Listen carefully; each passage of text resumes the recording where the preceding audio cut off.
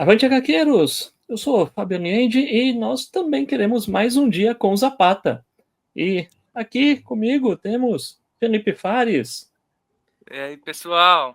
Pois é, né? Mais uma editora aí que nos fascina com seus títulos nacionais aí, né? Isso aí. E também Fernando Petrucci, aqui na Diagonal. E aí, esse não vai ser o último assalto de jeito nenhum. Muito bom. Não. A gente quer o segundo round, isso aí. Vamos ver se vem, né? E com a gente aqui, aceitando aí nosso convite, Daniel Esteves, da Editora Zapata, aí, gigante do quadrinho nacional. Fala aí, Daniel. Tamo aí, meio São Paulo dos Mortos hoje, mas vamos tentar resistir aqui. Legal. Cara, obrigado aí por aceitar aí nosso convite, que bom que deu certo aí a gente gravar junto. Já faz um tempo, né, que a gente está conversando aí para você vir participar aí com a gente. Praticamente desde que a gente gravou nosso episódio com o Raul Stefano, que a gente tá tentando aí, mas o cara quando é ocupado, né? Pois é, né? E eu esqueci depois também, né? Vocês têm que me cobrar, porque vamos marcar, aí se vamos marcar, ferrou, né? Vamos marcar. Mas é que aí a gente para do clássico do paulistano, né? Que a gente vamos marcar, se não for no dia, cara, não, vamos marcar daqui a 15 dias, nunca vai dar certo. Exatamente. Nunca vai dar certo. Tem que ser de compromisso assinado, com firma reconhecida, tal. Vai ser no dia tal, e depois tem que ter grupo no WhatsApp confirmando, então vai ter sim, tal. Não, mas é isso aí. Pô, Daniel, então, cara, acho que hoje o papo rende, né? Porque, como a gente falou, você é autor, roteirista, editor, dono de editora, dono de selo independente, tá em vários eventos por São Paulo, estado afora. Fala um pouquinho aí de como você começou na carreira, cara.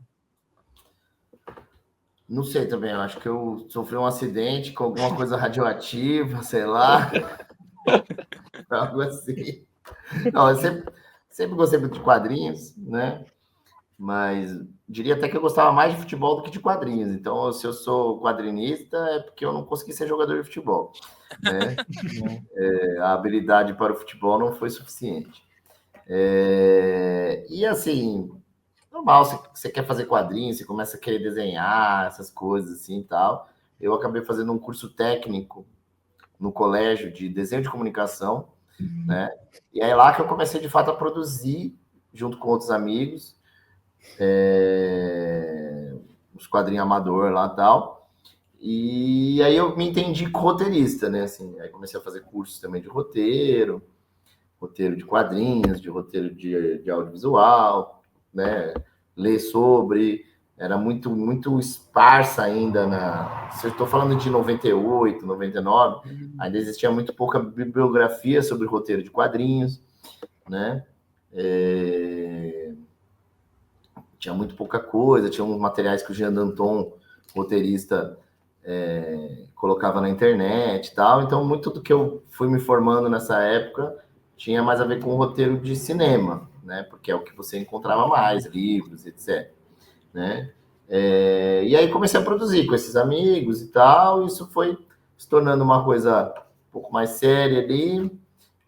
Existe uma trajetória meio doida da minha vida que eu virei professor antes de publicar, porque na verdade assim a gente se formou nesse colegial e eu junto com outros dois amigos a gente montou um curso extracurricular lá nessa ETEC, que é aqui na Vila Prudente, de quadrinhos para molecada, assim, tal, né? Então, atendendo a comunidade da região, era um curso super barato, a gente era ali 3 jovens querendo fazer isso aí e demos um jeito de começar a trabalhar de alguma forma com isso, do jeito que dava em 2000, 2001, 2002, né? E aí a gente, paralelo a isso, também a gente montou um estúdio, onde a gente fazia trabalhos de ilustração, coisa publicitária, editorial, coisa assim. Acabou que essas primeiras pessoas com quem eu comecei isso, a gente se separou e eu fui continuando, né, com a HQ em Foco, que aí já era um espaço, assim, já o HQ em Foco era esse curso que existia na CETEC, eu mantive, né, esse curso, fui trabalhando com outros parceiros, então, assim, lá no começo era eu, o Marcelo Pitel, o Fabrício. Marcelo Pitel é um designer aí que, né, trabalha, né, nesse meio do design até hoje. O Fabrício eu perdi totalmente o contato. O Pitel, eu cheguei a editar ele depois como colorista nas publicações da Príncipes, né? Isso aí já é um papo bem mais à frente. E depois foi começando a trabalhar com outros parceiros. Então, o Mário Mancuso, com quem eu fiz meus primeiros quadrinhos de fato. Aí depois o Alex Rodrigues, que eu cheguei a dar aula nesse curso. O Wanderson de Souza, também, que eu tinha dado aula nesse curso. O Wagner de Souza. Aí conheci o Al Stefano por conta de um aluno desse curso que conhecia era vizinho de um cara que trabalhava com o Al Stefano, e aí a gente acabou conhecendo o Al Stefano por causa disso, né? O Al Stefano é mais velho que eu, então ele já tinha participado daquela galera que tentou publicar nos Estados Unidos lá no meados ali dos anos 90, né? 93, 94. Lá pelo assim. estúdio Art Comics, né? Exatamente, só que aí ele participou daquela primeira leva, mas ele não manteve, ele foi trabalhar com ilustração, né? E aí ele volta para os quadrinhos por minha causa, assim, porque a gente se conhece também, ele gostava muito de quadrinho, blá, e aí eu começo a cutucar ele nisso, né? Mas aí, então, a HQ em Foco, primeiro começa com esse curso extracurricular, aí eu começo, de fato, a publico na internet, lá nos primórdios da internet, publico em coletâneas, aí eu faço os primeiros zines. Não dá nem para falar que era um zine, porque era um negócio de tiragem de 4 mil exemplares, 5 mil exemplares, eram uns jornaizinhos que eu fazia de distribuição gratuita, que eu bancava com anúncios, né, da região e tal. Legal. E aí começo a publicar esses quadrinhos, aí vou publicar na Fronte, em várias coletâneas, né, até lá para 2007, que eu lanço a minha primeira revista independente, de mais vulto, assim, que é a Nanquim Descartável, né. Só que aí, em 2007, rola, assim, uma conjunção de coisas, né? 2007. Eu lanço essa revista Nanquim Descartável, surge o Quarto Mundo, que é um coletivo de quadrinistas independentes do Brasil todo, do qual eu fiz parte lá desde o começo. Junto do Quarto Mundo, eu vou para o FIC, onde a gente tem um stand, né? E que é onde eu lanço a Nanquim Descartável no primeiro número. Naquele ano, eu ganhei a HQ Mix de roteirista Revelação, a roteirista Novo Talento, né? Que virou roteirista do talento, mas na época era roteirista Revelação. A Fronte, que era uma publicação que eu estava participando da editora Via Letra, ganha também a HQ Mix de publicação Mix. Surge a livraria HQ Mix, que era ali na Praça Roosevelt, né? Do Gual e da Dani Batista, que são organizadores até hoje do Troféu HQ Mix, e aí isso ajuda muito a formar essa cena do Quarto Mundo, onde a gente se encontrava toda semana lá na livraria HQ Mix, tinha algum lançamento, alguma coisa, a gente estava sempre lá e tal, e isso fomenta muito essa formação dessa cena de quadrinistas. Então, gente que eu fui conhecer lá, por exemplo, nesse momento, o Laudo Ferreira, o Will eu conheci um pouco antes, mas a gente estreitou o relacionamento muito ali, o Cadu Simões, então, assim, toda uma galera que está aí publicando até hoje, alguns acabaram indo para outras áreas, mas muitos estão até hoje publicando, né? E meio que isso vai consolidando ali essa produção. A partir da Nanquim Descartável, que eu já tinha lançado aqueles jornaizinhos que eu falei antes, que eu editei, mas a partir da Nanquim Descartável que surge essa coisa do selo. Só que lá no começo, o selo chamava HQ em Foco também. Então, se vocês pegarem meus quadrinhos mais antigos que eu lancei, em vez de estar Zapata Edições, está HQ em Foco, né? Legal. Porque lá na época eu tinha a empresa chamada HQ em Foco, aí depois fechei essa empresa por causa dessa coisa de separar sócio, caramba, virei MEI, fiquei anos e anos de MEI, né? Mas em algum momento... Esse aqui é um exemplo, né, Daniel?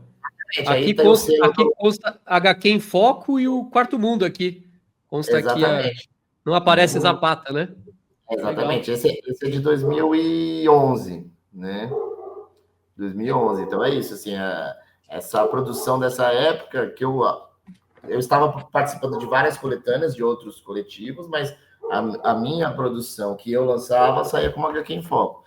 Em algum momento eu mudo isso, que é 2014, que aí vira as Zapata Edições, virar meu computador aqui brevemente. Eu tenho uma aqui de 2015, que é o 147, esse já tá como Zapata. Já tá como já Zapata. tem os termos né? da Zapata aqui, Aí, ó. Bacana. Zapata, vira Zapata. Só que Legal. é isso, assim, hoje a minha empresa, né, vamos dizer, para as questões contábeis, a minha empresa é Zapata, porque é isso, eu primeiro tive a empresa HQ em Foco, depois fiquei meio tempão, que a MEI é seu nome mesmo, né? Você até tem um nome fantasia, era Zapata já, a MEI. Aí eu migro de novo para a microempresa e hoje a empresa chama Zapata. Só que eu continuo com um curso que chama HQ em Foco. Aí você fala, pô, mas né, é que assim, eu tenho preguiça de fazer um site novo, de tipo mudar todas as apostilas do curso, tipo trocar de nome tudo para Zapata. Então mantém Zapata é o seu editorial e HQ em Foco são os cursos. Se você procurar no Google, você vai achar os dois no mesmo endereço, né? Assim, até parece que não é o mesmo endereço, porque no Google aparece, tipo, na mesma casa. Um tá aqui, outro tá aqui. Você até acha que são dois endereços diferentes, mas é a mesma casa, né? Com as duas coisas. Né? Mas e HQ em Foco também já é um nome conhecido até. Eu já tinha ouvido falar muitas vezes no curso de desenho HQ em Foco. Então acho que não é vantajoso trocar o nome a essa altura do campeonato. Seria todo um esforço de rebranding, né? Vamos usar palavras difíceis, que eu não tenho a menor vontade de fazer, a menor paciência de fazer, então eu prefiro manter os dois nomes, mas é a mesma coisa. Os dois nomes é no mesmo lugar, os dois nomes é a mesma coisa, só uma parte é o curso, outra parte são as publicações. Né? Entendi. Daniel, a Zapata, ela é editora ou selo? Como é que funciona isso? Ou é as duas coisas? Então, na verdade, assim, para os efeitos contábeis, hoje ela é uma editora, né? Certo. Antes, quando eu era MEI, para os efeitos de dizer na empresa lá, não dá para você ser MEI editora, você é MEI editor. Né? Entendi. Você não é uma editora, você é um editor, né? Mas isso não muda nada, na verdade. Por termos práticos, não muda nada, né? Assim, eu passei muito tempo com a Zapata, onde eu lançava eu mesmo, né? Os quadrinhos que eu mesmo escrevo. Em algum momento, eu comecei a editar coisa de aluno, né? Então, foi mais ou menos por volta de 2017, né? Que eu edito a revista do Zé Murai, número 1, que não, o Ricardo Souza até fez aula depois comigo de roteiro, mas na época ele não tinha feito. Eu conheci ele dos eventos, ele queria fazer o Zé Murai, ele queria que eu escrevesse, bababá, só que aí eu não estava podendo, aí eu joguei essa ideia para ele, pô... É esse aqui, Daniel? Esse é o segundo volume. É o de capa branca. É aquele de capa branca que parece Lobo Solitário? Eu tô vendo no site aqui, putz, é muito legal. Muito legal. Putz, eu queria... Esse está disponível ainda, Daniel? Ele tinha esgotado, mas a gente fez uma reimpressão agora no final do ano, então ele está disponível novamente. Vou pegar aí contigo. Eu acho que quando você pegou o 2, o 1 estava esgotado, mas agora eu peguei se eu não me engano, eu peguei na feira da USP esse aqui. Então, só que agora o 1 já voltou pro catálogo, que a gente reimprimiu no final para CCXP do ano passado. Pô, aí, assim, aí o Zé Murai foi uma coisa que eu falei, pô, da hora, curto a ideia, mas e se eu lançasse essa ideia para os alunos de roteiro, eu edito o negócio assim com eles, né? Eu organizo tudo, tal, mas eu não vou escrever. Aí, assim, você seleciona os roteiros que você curtir também, lógico, né? Você que é o dono do personagem e tal, né? Você que é o criador. Você vê os que mais te interessam, a gente vai escrever coisas lá e você vê os que você acha mais legais. Só que aí ele mesmo acabou não desenhando tudo, então teve aluno que também desenhou, ele chamou outros desenhistas, amigos dele e tudo mais, e fizemos esse primeiro volume. Em paralelo, a Larissa Palmieri, que também estava fazendo o curso, o Pedro Okuyama e o Jefferson Zahir, eles começaram a fazer uma revista deles, que é a Hacking Wave, e eu acabei editando também o Hacking Wave dos 3. Olha aqui, essa daí, né? Que bacaninha.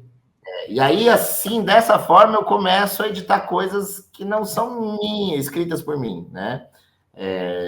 Talvez eu tenha editado coisas que eu não escrevi antes. Assim, talvez não. Eu editei coisas que eu não escrevi antes, mas eram coisas mais coletivas, né? Então, por exemplo, na época da Front, eu era um dos editores, mas eu não era o único editor, né? Na época do Petisco, que foi um coletivo de webcomics que eu tive com o Cadu Simões, o Will, o Mário Cal, a Ana Ricaldi, a gente também lançou publicação e eu editei também, mas era uma coisa mais coletiva a edição, não era da Zapata Edições, né? Então, aí eu só não estou lembrando se do Al Stefano tem algum que é anterior a isso. Mas eu acho que não, porque o Al Stefano... É isso, o Al Stefano começa a fazer quadrinho comigo, né? Assim, ele já tinha feito lá em 90 e pouco, largos quadrinhos, e ele volta a fazer quadrinhos comigo. Então, ele participa da Nanquim Descartável como ilustração, depois ele desenha no São Paulo dos Mortos, ele desenha o Bichos, ele faz o Zapata, ele e o Alex, né? O Alex desenha a parte... Ele tá tem desenho dele no Arquimedes também, que eu tô vendo aqui. Aqui no Arquimedes tem acho que a primeira história é desenhada por ele, né? Escrito e desenhado por ele. O Arquimedes já foi uma que eu não escrevi inteira, né? Mas é até anterior a isso que eu falei. Mas era um projeto que eles queriam fazer, a gente se juntou lá e fez a parada, né? Acontecer. Mas aí, em algum momento, o Al Stefano vai sozinho, porque ele tinha muito projeto, e ele consegue um PROAC com o Mineirão e Zé Bonfim. Só que o Mineirão e Zé Bonfim eu não editei, ele fez pelo SESI, o babá e tal, né? O próximo que ele vai pegar edital é o Salcerada. Aí o Salcerada saiu pela Zapata, que aí já é 2019, né? Ele produz durante 2019. Gibizaço, hein, Daniel? Pelo amor de Deus, bom. Hein? É maravilhoso. E aí junta essa coisa de estar editando aluno, ex-aluno, e também editando esses parceiros que já desenhavam história minha, mas que queriam fazer a parada que eles mesmos escreveram. Então também saiu Correr, do Alex Rodrigues, em 2019. Aí, assim, entre 2017 a 2019 começa essa coisa de editar a parada dos outros. E aí deixa de ser uma editora, né, um selo, né, que eu publico só as minhas histórias, para ser uma editora que eu também lanço coisas de outras pessoas. Mas, assim, existe um conceito meio complexo nessa questão dos quadrinhos, do que é uma editora independente ou um selo independente, o que é uma editora que não é independente. Eu sempre me considerei independente, continuo sendo. Zapata Edições sou eu, né? E todos esses parceiros com quem eu faço histórias, mas, assim, ninguém é meu funcionário nem nada. Eles têm as histórias deles, a gente vai fazer as parcerias, etc., né? Eu falava, a Zapata Edições sou eu e o Zapata, né? Infelizmente, o Zapata agora não está mais conosco. Ele faleceu no final do ano passado. Caramba! Né? Tem um gato agora que eu adotei de um vizinho aqui. Tinha um gato que eu conheço há anos já, chama Guerreiro, por causa do Paulo Guerreiro do Corinthians, que o vizinho é corintiano.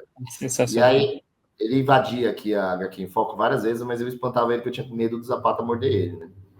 Aí ele viu que o Zapata não tá mais aqui, quando voltou a entrar, eu dei comida para ele, agora virou meu, ele não sai daqui. Ele deve estar lá em cima. Às vezes eu fico trabalhando, ele fica deitado na minha mesa aqui, mas às vezes ele sobe, eu acho que ele acha que tá frio, ele sobe e fica deitado no sofá lá em cima. Ele estava comigo até agora há pouco, agora ele sumiu. Então agora sou eu e o Guerreiro, né? O Guerreiro é meu estagiário aí agora. O Zapata era meu chefe, agora o Guerreiro é meu estagiário.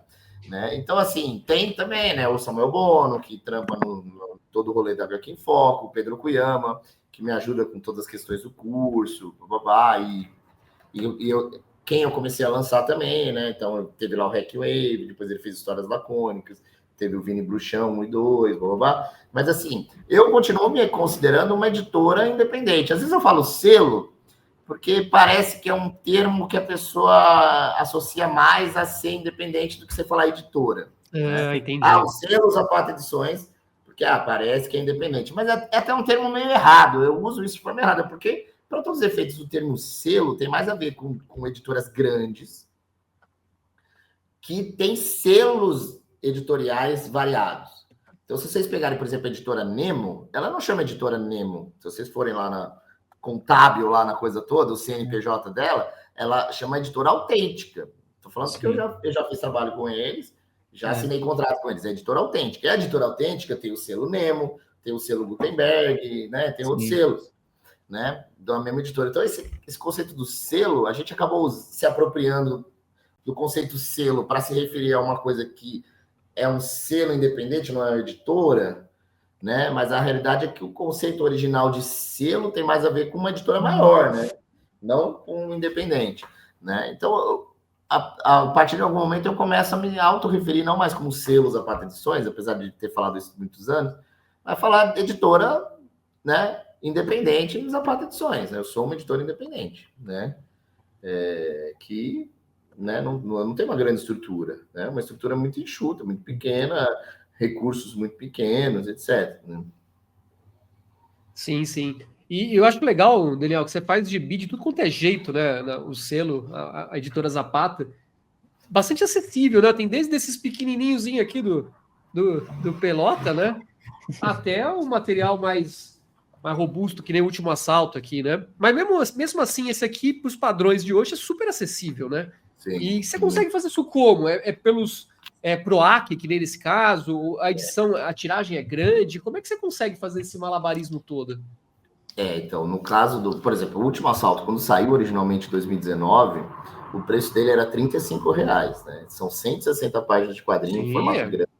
Grandão. Hoje, se a gente falar em R$35, hoje você não compra R$35, você não compra mais um mangá, né? Não dá nada. Não, mangá tá 45.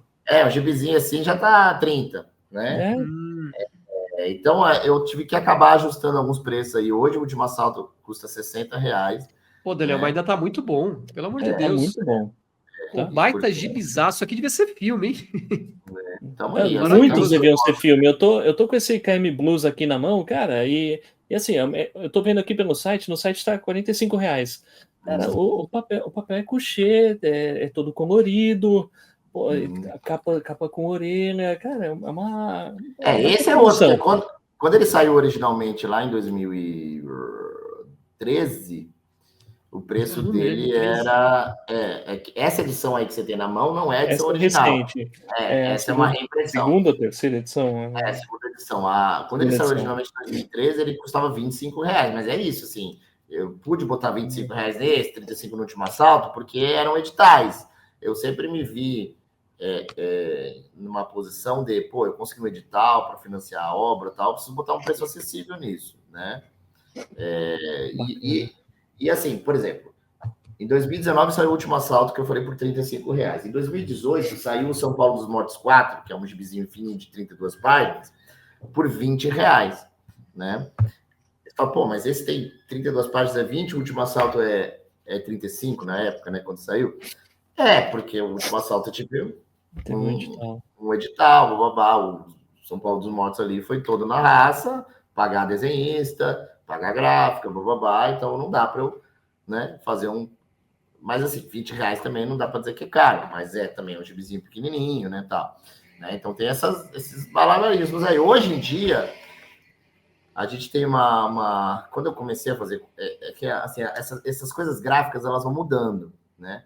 Por que não existia tanto quadrinho independente quando você olha nos anos 90, começo dos anos 2000? Os quadrinhos independentes, eles vão explodir no Brasil.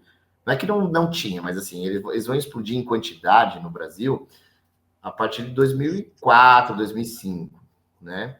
Não tinha antes. Se você olhar para trás, se você olhar a galera que fazia independente nos anos 90, por exemplo, nos anos 80, nos anos 70, era a maior parte zine. Tinha que ser zine, Xerox, etc. Por quê? Ou revistas de coletânea, né? Como a Calafrio, Mestre do Terror, essas coisas, né? Mas assim, por quê? Porque os custos gráficos eram muito altos, né? No sentido de fazer tiragem pequena. A Calafrio, quando saía, pode contar que a tiragem dela era 10 mil, 15 mil, 20 Caramba. mil. Né? Tô falando lá atrás, lá nos anos 80. Sim. Né? Porque não dava para imprimir 1000 nos anos 80. Não era possível imprimir 1000. Uma gráfica não te atendia para imprimir 1000. 10 mil nos anos 80 era pouco, né?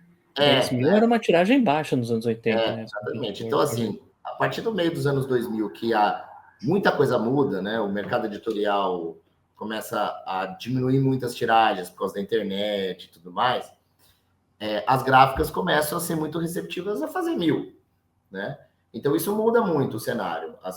Começa a surgir muito artista fazendo suas próprias obras e lançando independente, porque ele podia imprimir 1000. Ele podia imprimir 1000, se fosse um fiasco, beleza, era um fiasco de 1000, talvez ele não fizesse mais quadrinhos, talvez ele demorasse para fazer um próximo, mas ele não ia à falência por causa de 1000 edições, né? Diferente do cara ter que imprimir 30 mil, ter que distribuir pela DINAP, para as bancas de jornais, era outro universo. Tipo, se desse Tem que errado, guardar o estoque, né? se desse errado, era um tombo muito grande. Às vezes o cara lá tava fazendo né, uma parada toda independente ali, tinha que imprimir 30 mil para distribuir pela DINAP e não vendia. Depois ele ainda tinha que dar um jeito com o estoque, que foi exatamente o que você falou. Às vezes ele tinha que destruir gibi, porque não valia a pena guardar, estocar, o preço de estocar era muito grande. Então, se fosse um total fiasco, ele tinha que simplesmente jogar fora mesmo, né? Botar papara de papel. Né? Então, era uma matemática muito complexa. Hoje, aí mudou isso nos anos 2000. Só que voltou a mudar recentemente com um outro rolê que é a possibilidade de você fazer em gráfica digital com cara de offset. Né? Porque quando a gente fala em gráfica digital, o que vem na nossa cabeça? Aquela gráfica da esquina da sua rua, que você vai imprimir um pôster, sei lá, e vai ficar com aquela... banner. Que vai ficar com aquele aspecto de impressão laser, que não é legal para o quadrinho, né? Para você botar na parede é uma coisa, mas para você ler um quadrinho, com aquele aspecto de laser, tudo brilhante, não é legal. E fica caro, inclusive. Né? Se você imprimir uma revista desse jeito, fica caro.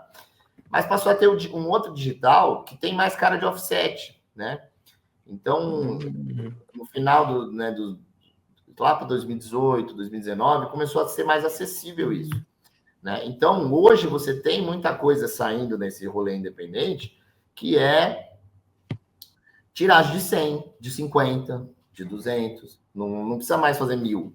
Né? Offset hoje em dia, né, a gráfica de offset hoje em dia já faz 500. Né? Algumas muito específicas até topam fazer a partir de 300, mas fica caro, porque tem as chapas e tudo mais. No digital, você fazer 30, para você fazer 300, o preço unitário não fica tão diferente.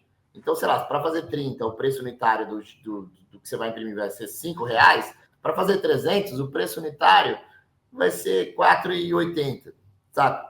Tipo, não mudou tanto, né? Quando você vai para o offset, para gráfica grande mesmo e tal, sei lá, você vai imprimir 500, o preço unitário é 15. Você vai imprimir 1000, o preço unitário já vira 10. Então, você pensa, se eu fizer 500, eu vou gastar 15 no unitário, vai ficar tanto. Se eu fizer 1000, eu vou gastar 10 no unitário, né? Então, você começa a pensar e fala, se eu fizer 2000, é que aí já começa a ficar perigoso, né? Mas, a editora consegue fazer 5.000 de tiragem hoje, que não é tão comum. Hoje, 5.000 de tiragem é pipoca e nanquim, coisa assim.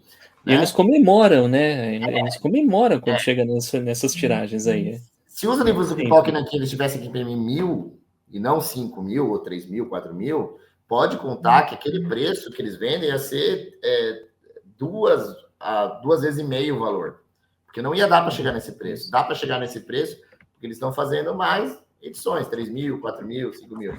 E aí vem aquela coisa que o próprio Pipoca aqui estava falando muito recentemente sobre reimpressão. Reimpressão é muito difícil, porque você não tem mais aquele boom de venda de quando você lança, né? E então a reimpressão é muito cara, porque ela vai demorar muito para vender, né? Só que aí tem esse rolê do digital, né, da impressão digital, que está ficando numa qualidade legal, lógico, para gibi mais simples, né? Onde, de repente, você consegue fazer 100, né? Então, por exemplo, Por Mais um Dia com Zapata, que é um quadrinho que eu fiz em 2015, né? É muito bom, hein? Eu não tô com o meu aqui. Mas o meu tá aqui, da nova edição muito aqui bom. também. O meu então, peguei da nova também. O Zapata, originalmente, ele saiu com o apoio do PROAC em 2015, né? Com a arte do Al Stefano e do Alex Rodrigues, um quadrinho sobre a Revolução Mexicana, blá, blá. Ele esgotou, eu imprimi 2.000 na época, em 2015. Ele esgotou meio que durante a pandemia, assim. Em 2019 ele estava acabando, só que ele demora para esgotar. Assim, se não tivesse a pandemia, começo de 2020 ele tinha esgotado, né? Com os eventos e tal. Só que aí vem a pandemia e dá uma prolongada. Só que quando eu volto para os eventos depois da pandemia, eu não tenho mais o Zapata para vender. E é um quadrinho que a galera curte, assim, você atinge pessoas diferentes, né? Pô, falar de história, falar sobre a Revolução Mexicana, falar sobre a questão da reforma agrária, tem um monte de questões ali que você atinge um público legal. É um quadrinho que você vai numa feira da USP, da Unesp com ele, você pega um pessoal que, tipo, você falou, não é de quadrinhos, né? Um pessoal mais Exatamente. acadêmico, tal, universitário, pode estar interessado. Eu vou na feira da USP, do Butantã, e sempre aparece gente que fala, pô, o professor falou do seu quadrinho na sala de aula, na faculdade de História. E eu fiz, né, faculdade de História. Eu estudei lá na USP sobre Zapata, com um professor muito bacana lá, o Júlio Pimentel. E quando eu lancei o quadrinho, que eu já tinha me formado há muitos anos, eu fui lá e levei um para ele, dei um para ele e tal. E aí depois eu descobri que quando ele vai dar aula de Revolução Mexicana, ele fala do quadrinho, né? Então, toda vez que eu vou na feira da USP, aparece gente que viu na aula dele falar disso e aparece lá para comprar. Aí o que acontece? Só que para eu fazer em 2022, né, quando sai da pandemia, para eu fazer 1000 do Zapata, ia demorar muito para eu conseguir algum lucro com isso, né? Assim, para eu pagar essa conta. Se eu tivesse feito 1000 lá em 2022, talvez agora eu estivesse lucrando, né? Aí eu resolvi fazer 100 no digital. Então eu fiz 100 no digital em 2022, eu fiz 100 no digital em 2023, eu fiz 100 no digital em 2024, e eu tô para fazer mais 100 logo mais, né? Então, assim... E todos esses que você foi fazendo de 100 em 100, vendeu tudo. Vendeu tudo, você fez... Caramba! Aí ele meio que tá vendendo 100 por ano, assim, 100 e pouquinho por ano. É bastante. No primeiro ano ele vendeu, ele durou 1 ano, né? No segundo ano ele já acabou antes, e no terceiro ano ele acabou antes de novo. Eu ainda tenho, não acabou, né? Mas ele tá acabando. Então, assim, eu já tô fazendo orçamento para reimprimir ele. Né? E a qualidade boa do material, fica bem legal, pô. A orelha também, o papel é bom. Então fica uma forma sustentável de você manter o... Passa como um offset. Parece que eu fiz a gráfica offset mesmo, né? Caramba, então fica uma forma sustentável para você manter o catálogo, né? Sem se arriscar muito e também o preço é acessível. Caramba, que legal, Daniel. Interessante. No colorido ainda não é tão fácil. Tanto que o Quilômetro Blues eu fiz offset. Aí já foi um investimento maior. Eu tive que fazer 1000, né? Colorido, já fica mais caro, etc. Agora, no PB, tem se tornado muito viável, assim. Então, eu já reimprimi o Zapata, eu fiz o São Paulo dos Mortos 1 e 2 o ano passado, reimprimi. Logo tá acabando, eu vou fazer mais. Ano passado eu fiz 300 de cada, vou acabar fazendo mais. Ainda mais que esse ano eu vou lançar o São Paulo dos Mortos 5, então eu meio que precisa ter os outros, né?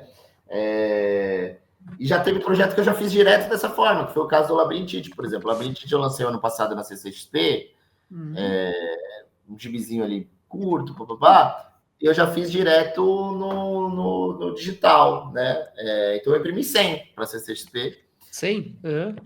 Ele praticamente acabou em janeiro, assim, fevereiro, sei lá, eu tenho 5 edições dessa primeira impressão. E eu acabei de fazer 200 de novo digital. Aí você pode me perguntar, pô, mas você fez 100, depois você fez mais 200. Ou que nem o Zapata, você fez 100, mais 100, mais 100, vai fazer mais 100. Será que não é melhor fazer logo o offset, fazer 1000? O fogo é isso. É um investimento alto, cara, que eu não tenho certeza se vai vender. Porque não, né? Ou é um gibizinho, que nem no caso da Labirintite, é um gibizinho mais curto, não é uma coisa assim tão, né, chamativa. Ou no caso do Zapata, é uma coisa que eu já lancei, eu já fui para todos os eventos com ele, eu só estou mantendo ele no catálogo, né? Então, o risco de imprimir offset 1000 é grande do custo que eu tenho, né? E aí, eu sei que se eu fizesse 1000 do Zapata, em algum momento eu pago ele e eu passo a ter lucro, mas esse momento vai ser tão lá na frente que eu não posso esperar esse momento, porque eu tenho os boletos para pagar, né? Então, assim, acaba sendo melhor ganhar menos fazendo no digital, mas continuar ganhando. Todo ano entra dinheiro nas Zapata Edições, dou por mais um dia com o Zapata, né? E aí eu posso pagar os desenhistas lá, o royalty deles, né? E entra dinheiro em caixa disso, né? Que bacana, Daniel. Não sabia desse esquema, não. Que bom. Tem bastante gente já fazendo. E assim, é um negócio... Esse formato funciona super bem, né? Você já pegou o Labirintite, meu? Peguei na Comic Boom. No evento lá de 10 anos. Eu preciso pegar esse ainda. Para mim falta o Vini Bruxão lá, o segundo. Eu não tenho. Você não tinha levado lá, eu acho. O Vini Bruxão mesmo. O Vini Bruxão mesmo, o Pedro fez em 2023 o primeiro. Fez 100 também. Também foi digital. 100 também. Legal. Aí, o ano passado, a gente reimprimiu, mas sendo do Vini Bruxão 1 e fez o 2, né? Aí fez o volume 2. E esse ano a gente vai fazer o volume 3, né? Que aí o Pedro tá escrevendo o roteiro, ele pretende fazer uma história maior, até eu não quero que seja tão pequeno e tal, então muito provavelmente a gente vai fazer um catarse, bababá. Que é isso também. Se eu, por exemplo, tivesse feito um catarse do Labirintite, pode ser que eu reunisse dinheiro para fazer uma tiragem de 1.000. Só que o catarse também leva tempo, demanda uma dedicação àquilo, que às vezes você não tem tempo para fazer isso, né? Para eu fazer o ano passado o Labirintite no catarse, né? Talvez não tivesse ficado pronto, porque demandaria esse tempo do catarse também, de me dedicar à divulgação, não sei o quê, né? Então eu preferi fazer 100, pagar direto, etc. E vamos que vamos experimentar. Foi legal, foi bom.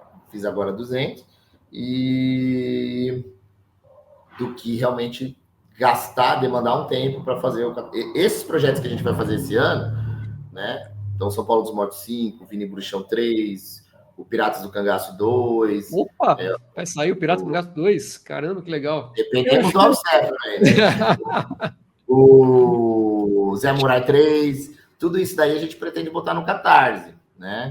O Homem Grilo 2 também vai sair esse ano. Pô, o Homem Grilo é bem legal, hein, Daniel? E esses dias aqui, ó, bem divertido. O Homem Grilo. Esse aqui também foi digital? Não, que é colorido, né? Não, esse foi offset mesmo. Offset? Né? Esse foi, a gente fez 1.000, né? A gente vai fazer. A gente já tá com uma pré-campanha do Homem Grilo no ar.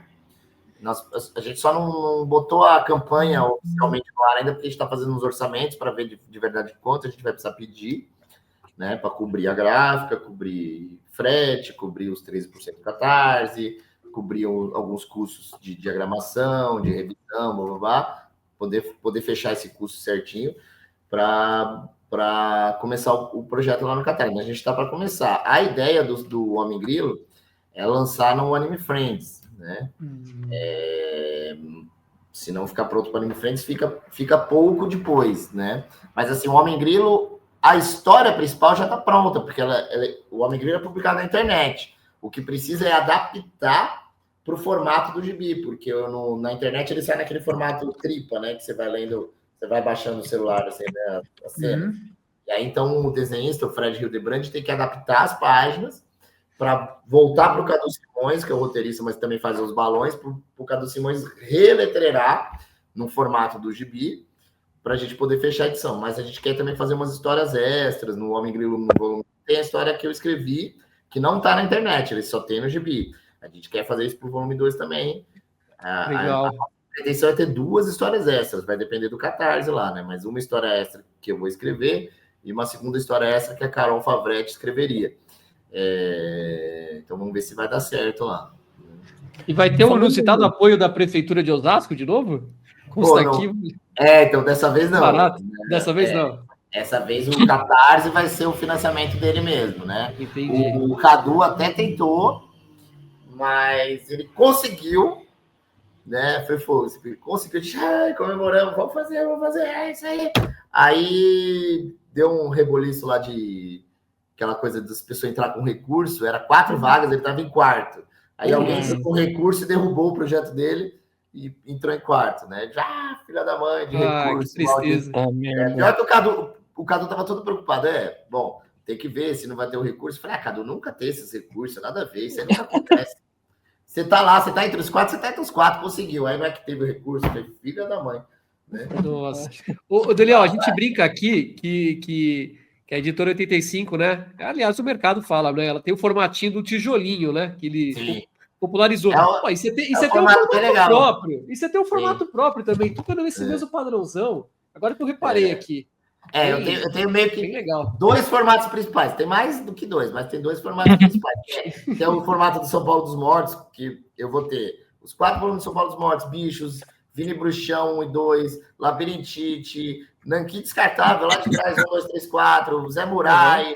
Tem uma porrada de coisa nesse formato. E tem o formato do Último Assalto, que aí você vai ter o Último Assalto, Sobre o Tempo que Estive Morta, Fronteiras, o Piratas Cangaço, O Salcerada também, né? Acho que O Salcerada é um intermediário. O Salcerada é Não. um que só ele é nesse Não. formato, né? Mas assim, no formato Tempo do Última Assalto Discos, tem né? uma porrada também. Tempo Discos, o Encantos da Mata, o Fantasma da Ópera em São Paulo, é tudo no mesmo formato do Última Assalto. Eles são para obras mais longas, né? Com fôlego exatamente. maior, né? Normalmente para obras mais longas. O Zapata, como ele foi o primeiro que eu lancei assim grandão, ele é um formato um pouco diferente do Último Assalto, né? Porque foi a primeira vez que eu fiz assim grandão, e na época a gráfica me sugeriu esse formato, e depois eu descobri que o formato um pouquinho menor, que é o do Último Assalto, o preço fica melhor, né? Então eu legal. posso a fazer esse formato do Último Assalto, que o Sobre o Tempo é o mesmo formato. O Homem Grilo, ele é um que já tem um outro formato, que é um formato que eu pretendo explorar mais até, né? Que é esse formato de livro bem tradicional brasileiro. Não, é um formato 16:23. Ele é um formato internacionalmente usado assim, em literatura, mas os quadrinhos não usavam tanto, porque os quadrinhos eles tinham duas matrizes. Se você olhar esses dois formatos que você falou que eu uso, o formato do São Paulo dos Mortos é a matriz do formato americano, né? Só que ele é 1 centímetro menor de altura e de largura do que o formato americano, mas é a mesma matriz. E o formato do Último Assalto é aquele formato europeu que a gente se acostuma a ver no Asterix. Então você vai tendo umas variações, mas é sempre aquele formato um pouco mais gordinho e maior, né? O formato do Homem Grilo é esse formato tradicional da literatura que começou a aparecer nos quadrinhos há alguns anos, desde que os quadrinhos foram para a livraria, né? Então, você pegar a Veneta, tem uma porrada de quadrinhos nesse formato. A Nemo tem uma porrada de quadrinhos nesse formato. E aí, a gente falou, vamos usar esse formato que ele tem um valor bom. Só que, por exemplo, se você pegar São Paulo dos Mortos, Vini Bruxão, Zé Morai, são todos quadrinhos que a gente já lançou naquele formato baseado no formato americano. Então, mudar agora é foda, porque já tem as duas edições. Então, ele vai continuar nesse formato. Se eu fosse fazer hoje uma série nova ou uma coisa nova ali, eu já iria mais para esse formato do Homem Grilo, que ele acaba tendo um valor melhor, né? Apesar de estar falando isso, o Labirintite eu fiz no formato do São Paulo dos Mortos, né? Vacilei, podia já ter feito nesse outro formato. Foi burro, né? E o Pelota, né? Que é um formatinho pequenininho, que eu nunca mais vou fazer esse formato. Tanto que se vocês olharem, você tem o Pelota. Olha aqui, ó, só tenho esse Pelota aqui, só tenho esse, que tem a... É da Copa do Mundo aqui, né? De 2018, tem a chaveamento, cara, tudo. Ele parece menor do que o 147 que eu tenho aqui. Ele é bem pequenininho. Menor, né? É que assim, o Pelota 1 e 2, ele é um. E tem o maiorzinho, né? Tem o maiorzinho aqui. Aí o Pelota 3, porque o Pelota eu faço sempre ano de Copa, né? Então o primeiro é de 2014. Caramba! O segundo é de 2018 e o terceiro é de 2022. Tem que fazer o ano que vem, inclusive, né? Que vai ter Copa. A diferença de tamanho aqui é bem pequenininho mesmo. É bem maior. Por que esse formatinho bem pequenininho? Porque na época, o projeto do Pelota, eu imprimia muita coisa com a gráfica Juiz Forana. Eu fiquei imprimindo coisa com essa gráfica de 2008 até 2019, eu imprimi coisa com eles, né? Depois que eu comecei a virar meio promíscuo e estou imprimindo com várias gráficas. Hoje eu mesmo estava fazendo orçamento aqui do Homem Grilo, fiz orçamento com 15 gráficas diferentes, estou recebendo orçamento e tabulando no Excel para não ficar maluco, né? Porque tem três formatos possíveis de páginas que a gente vai usar, ou vai ser 64, ou 72, ou 80, e também ou papel 90 gramas ou papel 120. Com 15 orçamentos de gráfica diferentes, eu tava ficando maluco aqui botando no Excel para ver quais os melhores preços. E o Pelota, na época, o primeiro volume, eu fiz em parceria com a gráfica Juiz Forana. Eu ofereci para eles, Juiz Forana, o que vocês acham de vocês terem uma tabela da Copa? Porque vocês, com certeza, vocês vão distribuir uma tabela da Copa para seus clientes. Falei, o que vocês acham de ter uma tabela da Copa que é também uma história em quadrinhos? Interessante. Aí, juntos, a gente bolou esse formato e então a Juiz Forana imprimiu de graça para mim, né? Pô, que sacada, meu. Em prol deles terem a tabela para distribuir para os clientes deles. Isso aconteceu em 2014 e 2018. Em 2022, eu já não estava mais imprimindo coisa com eles, então eu resolvi fazer o Pelota, tanto que se você olhar o Pelota de 2022, ele não tem a tabela da Copa. Eu tirei e mudei o formato, por quê? Porque aquele formatinho pequenininho, o leitor não valoriza. A pessoa chega na sua mesa, ela acha que é brinde, ela não quer pagar mais do que R$5, Então, Tava R$5 na mesa da USP mesmo, Daniel. Esse Mas é acho que eu isso. ganhei de brinde ainda esse. então, porque assim, as pessoas não querem pagar num gibizinho tão pequenininho. O Pelota, o 3, que é um pouquinho maior, É esse aqui, ele, né? ele tem menos página, mas eu consigo vender ele mais fácil do que os menores. Porque Cara, por causa do formato, assim, a pessoa acaba valorizando um pouco mais, né? Pô, interessante. Então a gente vai ter pro ano que vem, né? Pelota. Vender Pelota. Legal. Tem que ter. É meu único compromisso regular de séries é o Pelota saindo sempre no ano da Copa. Muito Bacana. bom. Muito E bom. aí também, em 2022, eu tava meio revoltado com aquela Copa maldita lá do Catar. Catar. Qatar, que rolou várias tretas para ter aquela Copa, altas bagunças, gente morrendo para fazer estádio, caralho. Aí eu falei, não vou botar essa. Eu vou fazer o Pelota, mas não vou fazer referência à Copa, né? E tem um outro lado também, né? Assim, a tabela é legal para quem curte muito futebol, etc. Mas assim, quem tá comprando pelo quadrinho e não pela Copa, quando passa a Copa, a tabela já não tem mais função nenhuma, né? Assim, ela perde a sua função. Se a pessoa não comprar na Copa, ela perde. Então, eu acho que a edição sem a tabela, ela acaba sendo um pouco mais perene, né? Você pode comprar isso em qualquer momento. Você gosta de futebol? Beleza. Você vai comprar um gibi de futebol. Mas passou a Copa, a tabela não faz mais sentido. Interessante. E Daniel, qual que é o carro-chefe de vendas da história da Zapata aí? É o Viva Zapata mesmo? Eu acho que é o São Paulo dos Mortos, né? O São Paulo dos Mortos, ele teve o volume 1, ele teve uma primeira tiragem de 1.500, depois eu fiz mais 1.000, né? E agora, o ano passado eu fiz 300 e com certeza esse ano eu vou imprimir mais do volume 1, que tá acabando, né? Então, acho que o que acumula uma tiragem maior é o São Paulo dos Mortos. E aí o São Paulo dos Mortos tem o fato dele ter tido as outras edições, né? Que aí tem o volume 2. O volume 1 é de 2013, o volume 2 é de 2014. Aí em 2015 eu reimprimo o volume 1. Em 2016 eu lanço 3, e em 2018 eu lanço 4, né? O 2 originalmente teve 2.000 de tiragem, o 3 e o 4 também 2.000. O 2 eu reimprimi ano passado, né? Também fiz mais 300. O 3 e o 4 ainda estou com as tiragens originais, mas esse ano com certeza eu vou ter que reimprimir o 3, porque o 3 está bem no finzinho, né? Então, quem não tem o 3, se quiser a edição original, é agora ou daqui a pouco vai ser a reimpressão, né? Esse aqui é o 4, né? Não, esse é o 2. Esse é o 2, esse aqui. Esse é o 4. O 4 é o do hockey, né? É que eu tenho esses outros dois aqui, são encadernadinhos, assim. Então, o amarelo aí é o 1. Esse é o 1.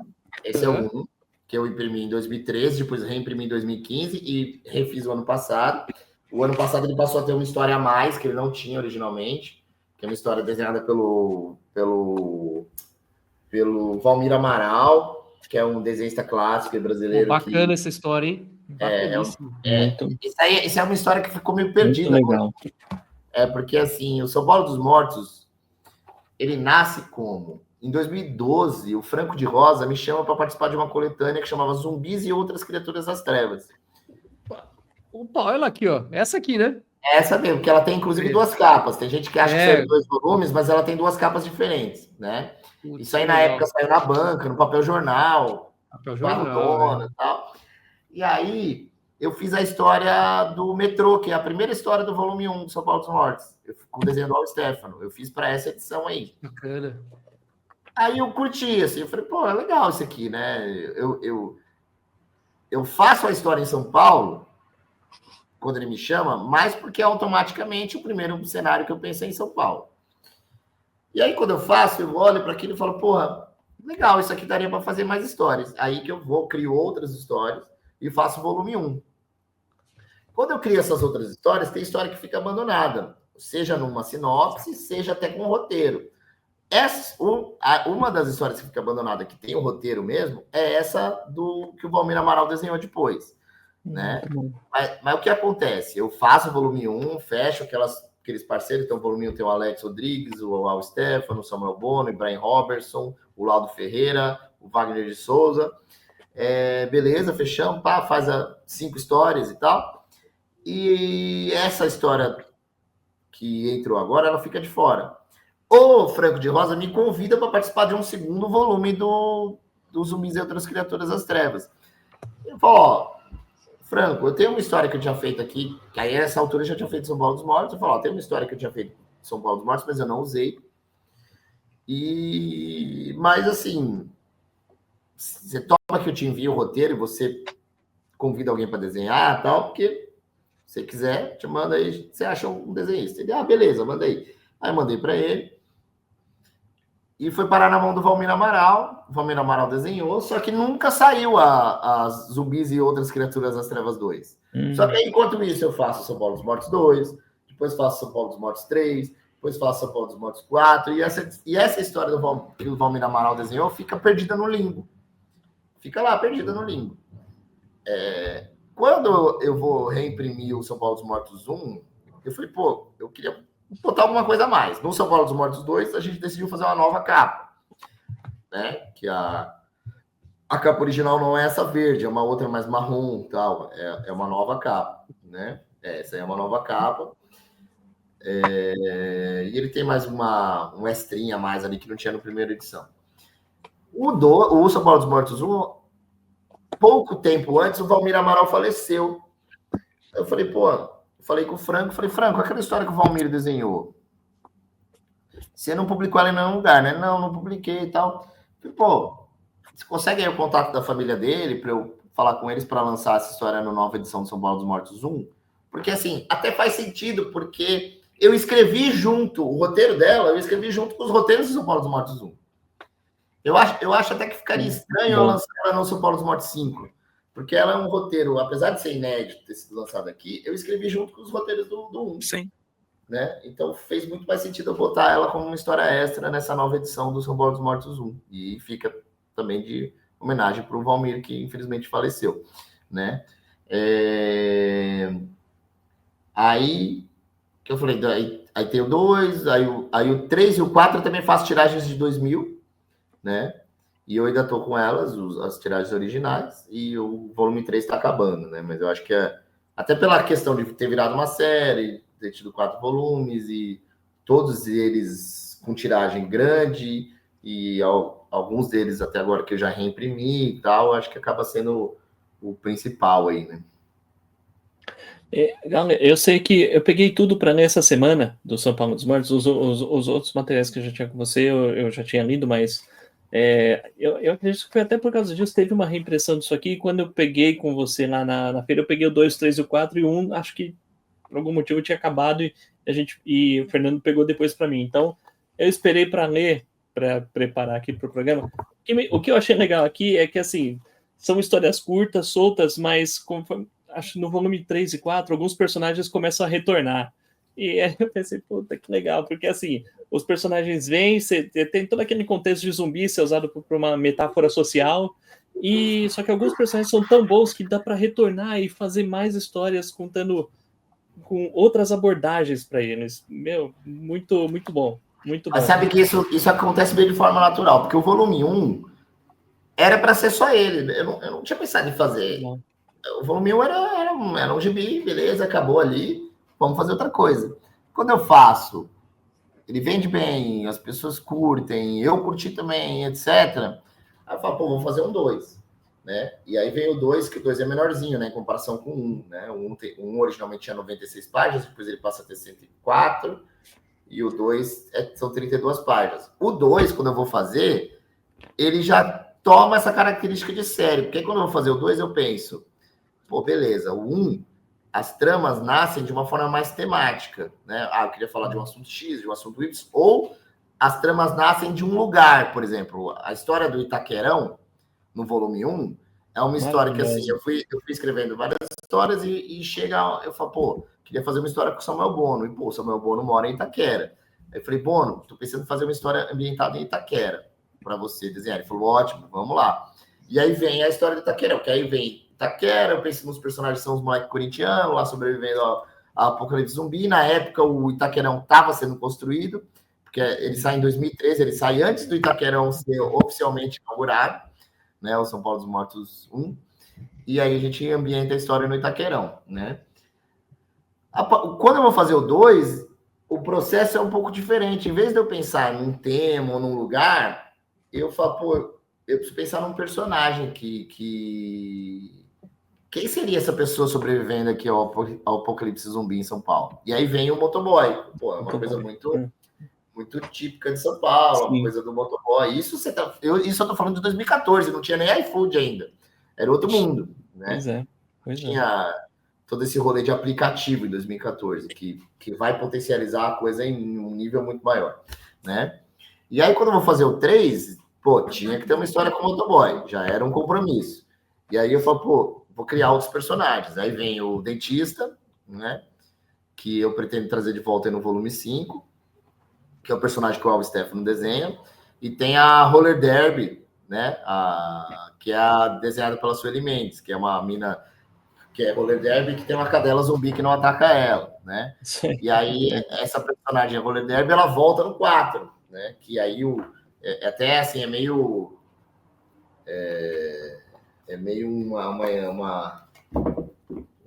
1 é maior, eu faço no Catarse, aí o 2 é menor, eu faço direto, o 3 é maior, eu faço no Catarse, e o 4 é menor, eu faço sem Catarse direto, né? Então, eles vão intercalando, um grande, um pequeno, um grande, um pequeno. Né? O 2 e o 4 é um personagem só, meio que praticamente uma história só com uns extrinhos. O 1 e o 3 são 5 histórias, né? Cada um com vários desenhistas, etc. Acaba que um novo agora tem 6 histórias por causa dessa história extra, mas eles têm estruturas parecidas, né? Então a ideia para um volume 5 aqui é ser um modelo mais do 1, né? Do 1 e do 3, né? Ser uma edição um pouco maior. Com mais histórias aí, mas vamos ver como é que vai ficar que eu ainda estou escrevendo, né? Mas é isso, assim, ele surge mais pelo tema dos zumbis, por coisas que eu queria falar nas histórias, etc. Depois ele toma essa outra característica de série a partir do volume 2, que eu começo a pensar em personagens que vão ser recorrentes, né? Legal. Ô, Daniel, e, poxa, falando assim de temas, olhando aqui os quadrinhos que você escreveu, dá para ver que, assim, eles são bem diferentes entre eles. Tipo, o Último Assalto é um tema completamente diferente do Fronteiras, que também é completamente diferente do Sobre o Tempo em que Estive Mortas, e também não tem nada a ver com o KM Blues. Então, cara, de onde você tira? De onde você tirou as inspirações para esses materiais? De onde que veio isso? Aliás, pô, Sobre o Tempo em que Estive Morta, cara, que gibi, cara, que gibi legal, cara, gostei muito de todos, né, mas esse me surpreendeu, bastante. Eu acho que assim, tem coisas que surgem, como por exemplo, São Paulo dos Mortos, essa coisa de ter surgido um convite para fazer uma história de zumbi e eu ter achado legal, e aí falar, pô, vou fazer um livro, esse livro vira, pô, vou fazer uma série. Então, uma coisa vai meio que puxando a outra, né? O Sobre o Tempo, por exemplo, ele nasce durante o processo de produção do Último Assalto. Então, eu estou fazendo o Último Assalto e de repente começa a vir uma coisa me inquietando, né? Essa coisa de... Se você tivesse morto para todo mundo, né? Se você não existisse mais para o resto do mundo. Você existe, mas para o resto do mundo você não existe. Então ele nasce, Sobre o Tempo que Estive Morta nasce a partir desse mote, né? Assim, o mundo acha que você não existe, mas você existe, né? Então é meio isso, assim, eu tô fazendo o Último Assalto e acaba vindo isso. E é uma coisa que acontece muito, que é você tá escrevendo uma história e você tá travado nessa história, etc. E de repente parece que outras ideias são muito melhores, né? Você fala, caralho, se eu fizesse outra história aqui de outra coisa, não sei o quê, mas você tem que focar naquilo, né? Terminar aquela história que você está fazendo. Acontece isso o tempo inteiro, mas muitas dessas ideias acabam indo para o espaço, né? Não viram nada, né? Algumas delas acabam virando alguma coisa por você ter anotado, você ter registrado a ideia, depois você precisa de alguma coisa para fazer um projeto, você fala, pô, vou pegar essa ideia, né? Então, acaba que Sobre o Tempo, na época eu tinha feito São Paulo dos Mortos 3 e 4 junto com a Sueli Mendes, eu falo para ela, pô, Sueli, vamos fazer um projeto para botar num edital aí que vai rolar, tal, acho que eu botei no PROAC, aí não rolou no PROAC, eu botei no outro edital lá da prefeitura, rolou no edital da prefeitura. Talvez se não tivesse rolado naquele momento, talvez ele não tivesse virado de fato uma coisa, né? Ele ainda é aquele projeto ali que você desenvolve e talvez não tivesse acontecido, né? Então, assim, tem histórias que às vezes elas parecem muito importantes para a gente no momento e você tenta viabilizar elas de um jeito e acaba não viabilizando, e aí quando passa o tempo, às vezes ela deixa de ser importante e não vira nada, né? Eu tenho um monte de história perdida pelo caminho, né? Por exemplo, tinha uma história que eu escrevi no PROAC umas 2 vezes, não rolou, 2, 3 vezes não rolou e ficou pelo caminho. Era uma história de futebol sobre um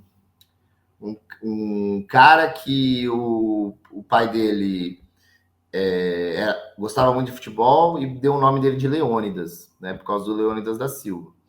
E aí a história desse personagem ia se confundindo com a história do Campeonato Paulista, né? Porque ele nascia ali nos anos 50, alguma coisa assim, não lembro agora.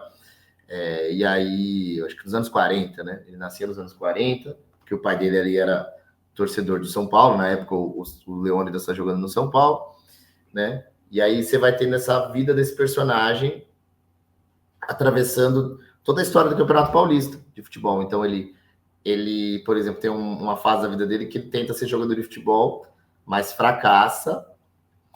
E por que ele fracassa? A grande chance da vida dele de ser jogador de futebol é um teste que ele faz no Santos, né? Em 1956. Só que é exatamente no dia que o Pelé vai fazer o teste dele também. Né? Que legal! Então meio que ele, obviamente, Legal, não consegue. maneiro, Porque o Pelé está lá naquele dia surgindo para o mundo do futebol. E aí, depois ele vira pipoqueiro, ele vende pipoca no estádio, né? E a coisa vai indo, assim, meio que acompanhando a história do Campeonato Paulista. Ele acabaria nos anos 90, meio que formando ali quase que 100 anos do Campeonato Paulista, desde o pai dele, né, até ali no final dos anos 90. Só que isso, assim, eu escrevi lá uma 2 vezes, não rolou e ficou pelo caminho, nunca escrevi essa história, né? Então, hoje, talvez, se eu fosse voltar para ela, não teria a mesma empolgação que eu tive lá atrás. Então, ficou pelo caminho, né? Então, as histórias têm essa característica, né? Se você não consegue formatar o projeto para alguma coisa, pelo menos comigo, né? Se eu não formatar esse projeto para alguma coisa, eu vou fazer um catarse, eu vou fazer não sei o quê, vou lançar na CCXP, eu vou fazer tal coisa, às vezes não sai. E às vezes você tem ideias boas que ficam pelo caminho. Então, eu preciso muito desse objetivo.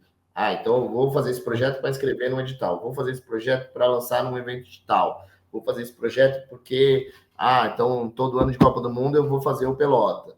Se eu não tivesse essa coisa de todo ano de Copa do Mundo fazer o Pelota, talvez eu tivesse feito o primeiro e nunca mais tivesse feito, né? Eu tenho um objetivo, então ano que vem eu tenho que fazer o Pelota, porque é ano de Copa do Mundo, né? Então tem essa questão, assim, de as histórias, elas surgem por motivos dos mais diversos, seja temático, é um assunto que você quer falar, seja às vezes um personagem que você pensou, às vezes é uma cena que você pensou de uma história, não é uma história, é uma cena que você pensou, nossa, essa cena é muito legal, e aí você começa a compor uma história por causa dessa cena, né? E aí vira uma história, né? Às vezes é um sentimento. O Quilômetro Blues, ele nasce de uma ideia que era, vou fazer uma história triste de estrada. Quilômetro Blues é isso, assim, uma história triste de estrada, por isso o nome Blues, né? E você queria homenagear o Cartola também, né? Eu tô para falar disso também. Você queria. Quando eu crio o Quilômetro Blues, ia ser o Robert Johnson acompanhando o nosso amigo aí, né? Quando eu vou de fato desenvolver, eu falo, mas por que eu vou botar o Robert Johnson, né? Por que eu não boto um músico brasileiro? E aí eu começo a pensar em vários músicos brasileiros que de alguma forma pudesse se dialogar com o blues. E aí eu chego no Cartola, que assim, o Cartola, ele é um sambista maravilhoso, que é um sambista porque nasce no Rio de Janeiro. Se ele tivesse nascido no Mississippi, ele seria um bluseiro, né? Saca? Então, assim, isso se conversa muito, né?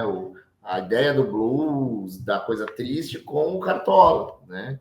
E aí, a partir da presença do Cartola, a história, o Quilômetro Blues não é sobre a vida do Cartola, mas a partir da presença do Cartola ali, eu começo a desenvolver a história por causa disso, Então, assim, por exemplo, o Cartola, numa fase da vida dele, ele desaparece, né? As pessoas achavam que ele tinha morrido, né? Ele fica um tempo desaparecido. Ele sai da Mangueira, vai morar, não lembro em que bairro lá do Rio de Janeiro, e as pessoas achavam que ele tinha morrido. Até que um cara que gostava muito de música acha ele lavando carros lá no bairro X. Fala, pô, você não é o Cartola? Não sei o quê. E aí ele começa a falar, pô, o Cartola tá vivo, blá, blá, blá, não sei o quê. Né? Então, todo esse sentimento dessa coisa de desaparecer, de alguma forma, ele está presente no Clube do Blues, né? Então, assim, não é sobre o Cartola, mas a vida do Cartola acaba interferindo dentro da história, né? Não, cara, muito bom. E acho que é outra característica bacana das suas histórias. Você fala assim, poxa, por que o Robert Johnson e não um brasileiro? As suas histórias são recheadas disso, dessas histórias são recheadas da cultura, da história brasileira. O último assalto não poderia ocorrer em outro lugar. Tá? O São Paulo dos Mortos tem lá o Itaquerão, tem várias regiões de São Paulo perpassando a história do sambista. Assim, acho que Sobre o Tempo que Estive Morto acaba sendo um pouco sobre música também, se não me engano. Então, meu Labirintite também. Tem muito disso aqui do Labirintite também. Muito legal aqui. São algumas histórias curtas, 3 ou 4, né? A gente até chegou a falar dele no episódio do HQ. Chegamos. Eu falei dele aqui. E, cara, é tudo isso. É de muita musicalidade brasileira, né? Mistura pagode com vampiro, cara. É muito legal. Muito legal. Uma característica sua e do Al Stefano também, né? Ele também explora muito isso.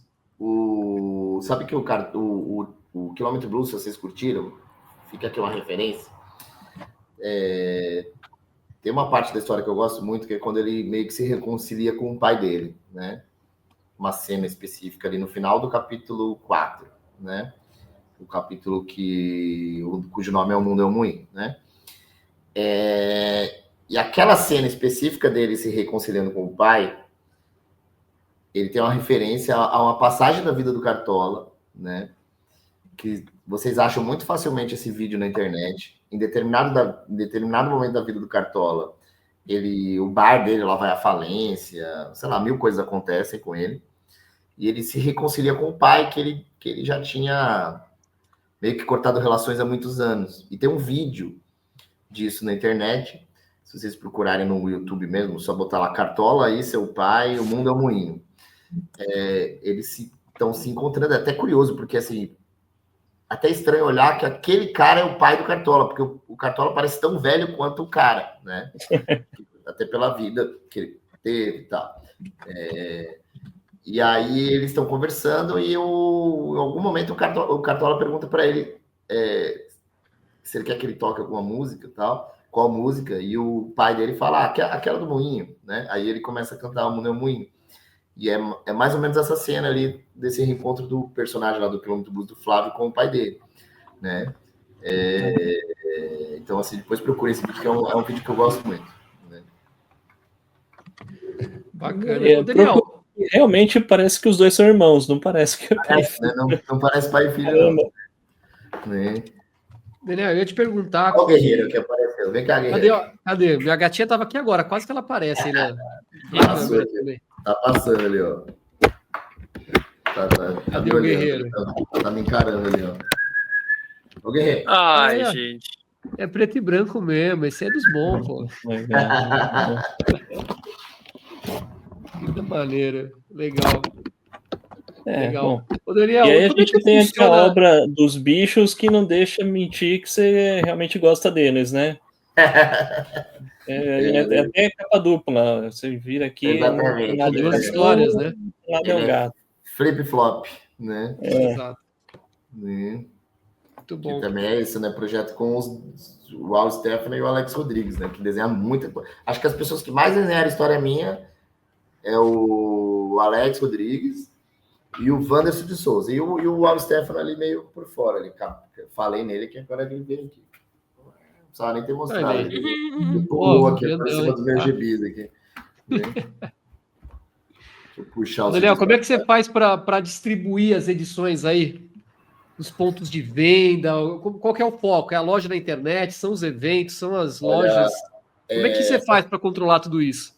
Essa é a parte mais difícil, vou te falar. Assim, lógico, fazer quadrinho é difícil, financiar os quadrinhos é difícil, mas a parte de levar o quadrinho até o público é o mais difícil, né? Porque, assim, a gente está falando de um meio que, se você entrar numa loja de quadrinhos ou numa livraria que tem quadrinhos, a quantidade de quadrinhos é muito grande, né? A quantidade, a qualidade e a diversidade é muito grande, né? Então, o cara, por exemplo, que nesse momento não, porque já são 10 da noite, né? Mas no momento que alguém estiver assistindo esse vídeo, estiver entrando, por exemplo, na Comics,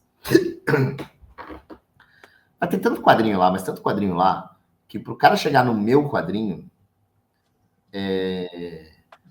ou ele já foi muito certo disso, ou o tema do meu quadrinho vai ter que bater nele muito forte, né? A capa chamar atenção, o tema e tal, né? Ou algum influencer falou alguma coisa do tipo e ele vai querer comprar o meu quadrinho e vai lá para isso, né? Então, assim, para esse universo do quadrinho independente e tal, autor brasileiro e tudo mais, acaba que o principal veículo para chegar até o público são os eventos, né? Então, assim, se eu faço um balanço todo ano, assim, quantos quadrinhos eu vendi em evento, quantos quadrinhos eu vendi no meu site, quantos quadrinhos eu vendi em lojas, seja distribuindo, consignado na loja, seja a loja que comprou o material meu, porque eu ofereci para a loja, ela comprou o material meu. A parte de eventos, eu diria que dá aí uns 80% da venda toda. Ô, louco, Daniel, tudo isso? No meu caso. Assim, Caramba! Eu conheci a Zapata desse jeito mesmo. Eu também. Não tem como negar, porque a gente conheceu dessa forma. Porque, assim, eu não distribuo para a Amazon no momento, né? Assim, até seria uma coisa que eu precisaria fazer, mas até hoje eu não fiz, né? Então, acaba que os principais focos mesmo o principal foco mesmo são os eventos, assim, que é onde eu realmente alcanço o público. Porque, assim, modéstia à parte, os quadrinhos das Zapata Edições são bons. São muito bons. Atestamos, são muito bons. Eu tava contando aqui, Daniel, eu tô com 26 da Zapata aqui. Se não tem nenhum perdido. Cara, eu gostei de todos aqui, nenhum tá eu não vou dizer que são maravilhosos, mas no mínimo são bons, né? Vai ter um melhor, o outro que, lógico, também depende do projeto, vai ter um projetinho mais simplinho, um gibizinho. Eu não vou vender para o público que o Labirintite é um projeto tão bom quanto o Último Assalto, né? Eu sei que não é. São projetos diferentes, são propostas são ideias diferentes, né? Sim. Né? Vai de gosto também. Também. Algumas pessoas vão pegar e vão falar, pô, não, gostei mais do Labirintite do que do Último Assalto, acontece. Mas assim, quando a pessoa chega até a gente, seja diretamente comigo, seja com o Al Stefano, seja com o Alex Rodrigues, seja com o Pedro Koyama, seja com a Larissa Palmieri, pessoas que eu editei já, o Ricardo Souza, né? E vem o projeto, a gente explica isso, é muito mais fácil da gente vender, né? Do que a pessoa entrar numa loja, por exemplo, e ela vai ter lá Panini, vai ter lá Comic Zone, vai ter lá Pipoca Nanquim, vai ter lá milhões de quadrinhos maravilhosos, né?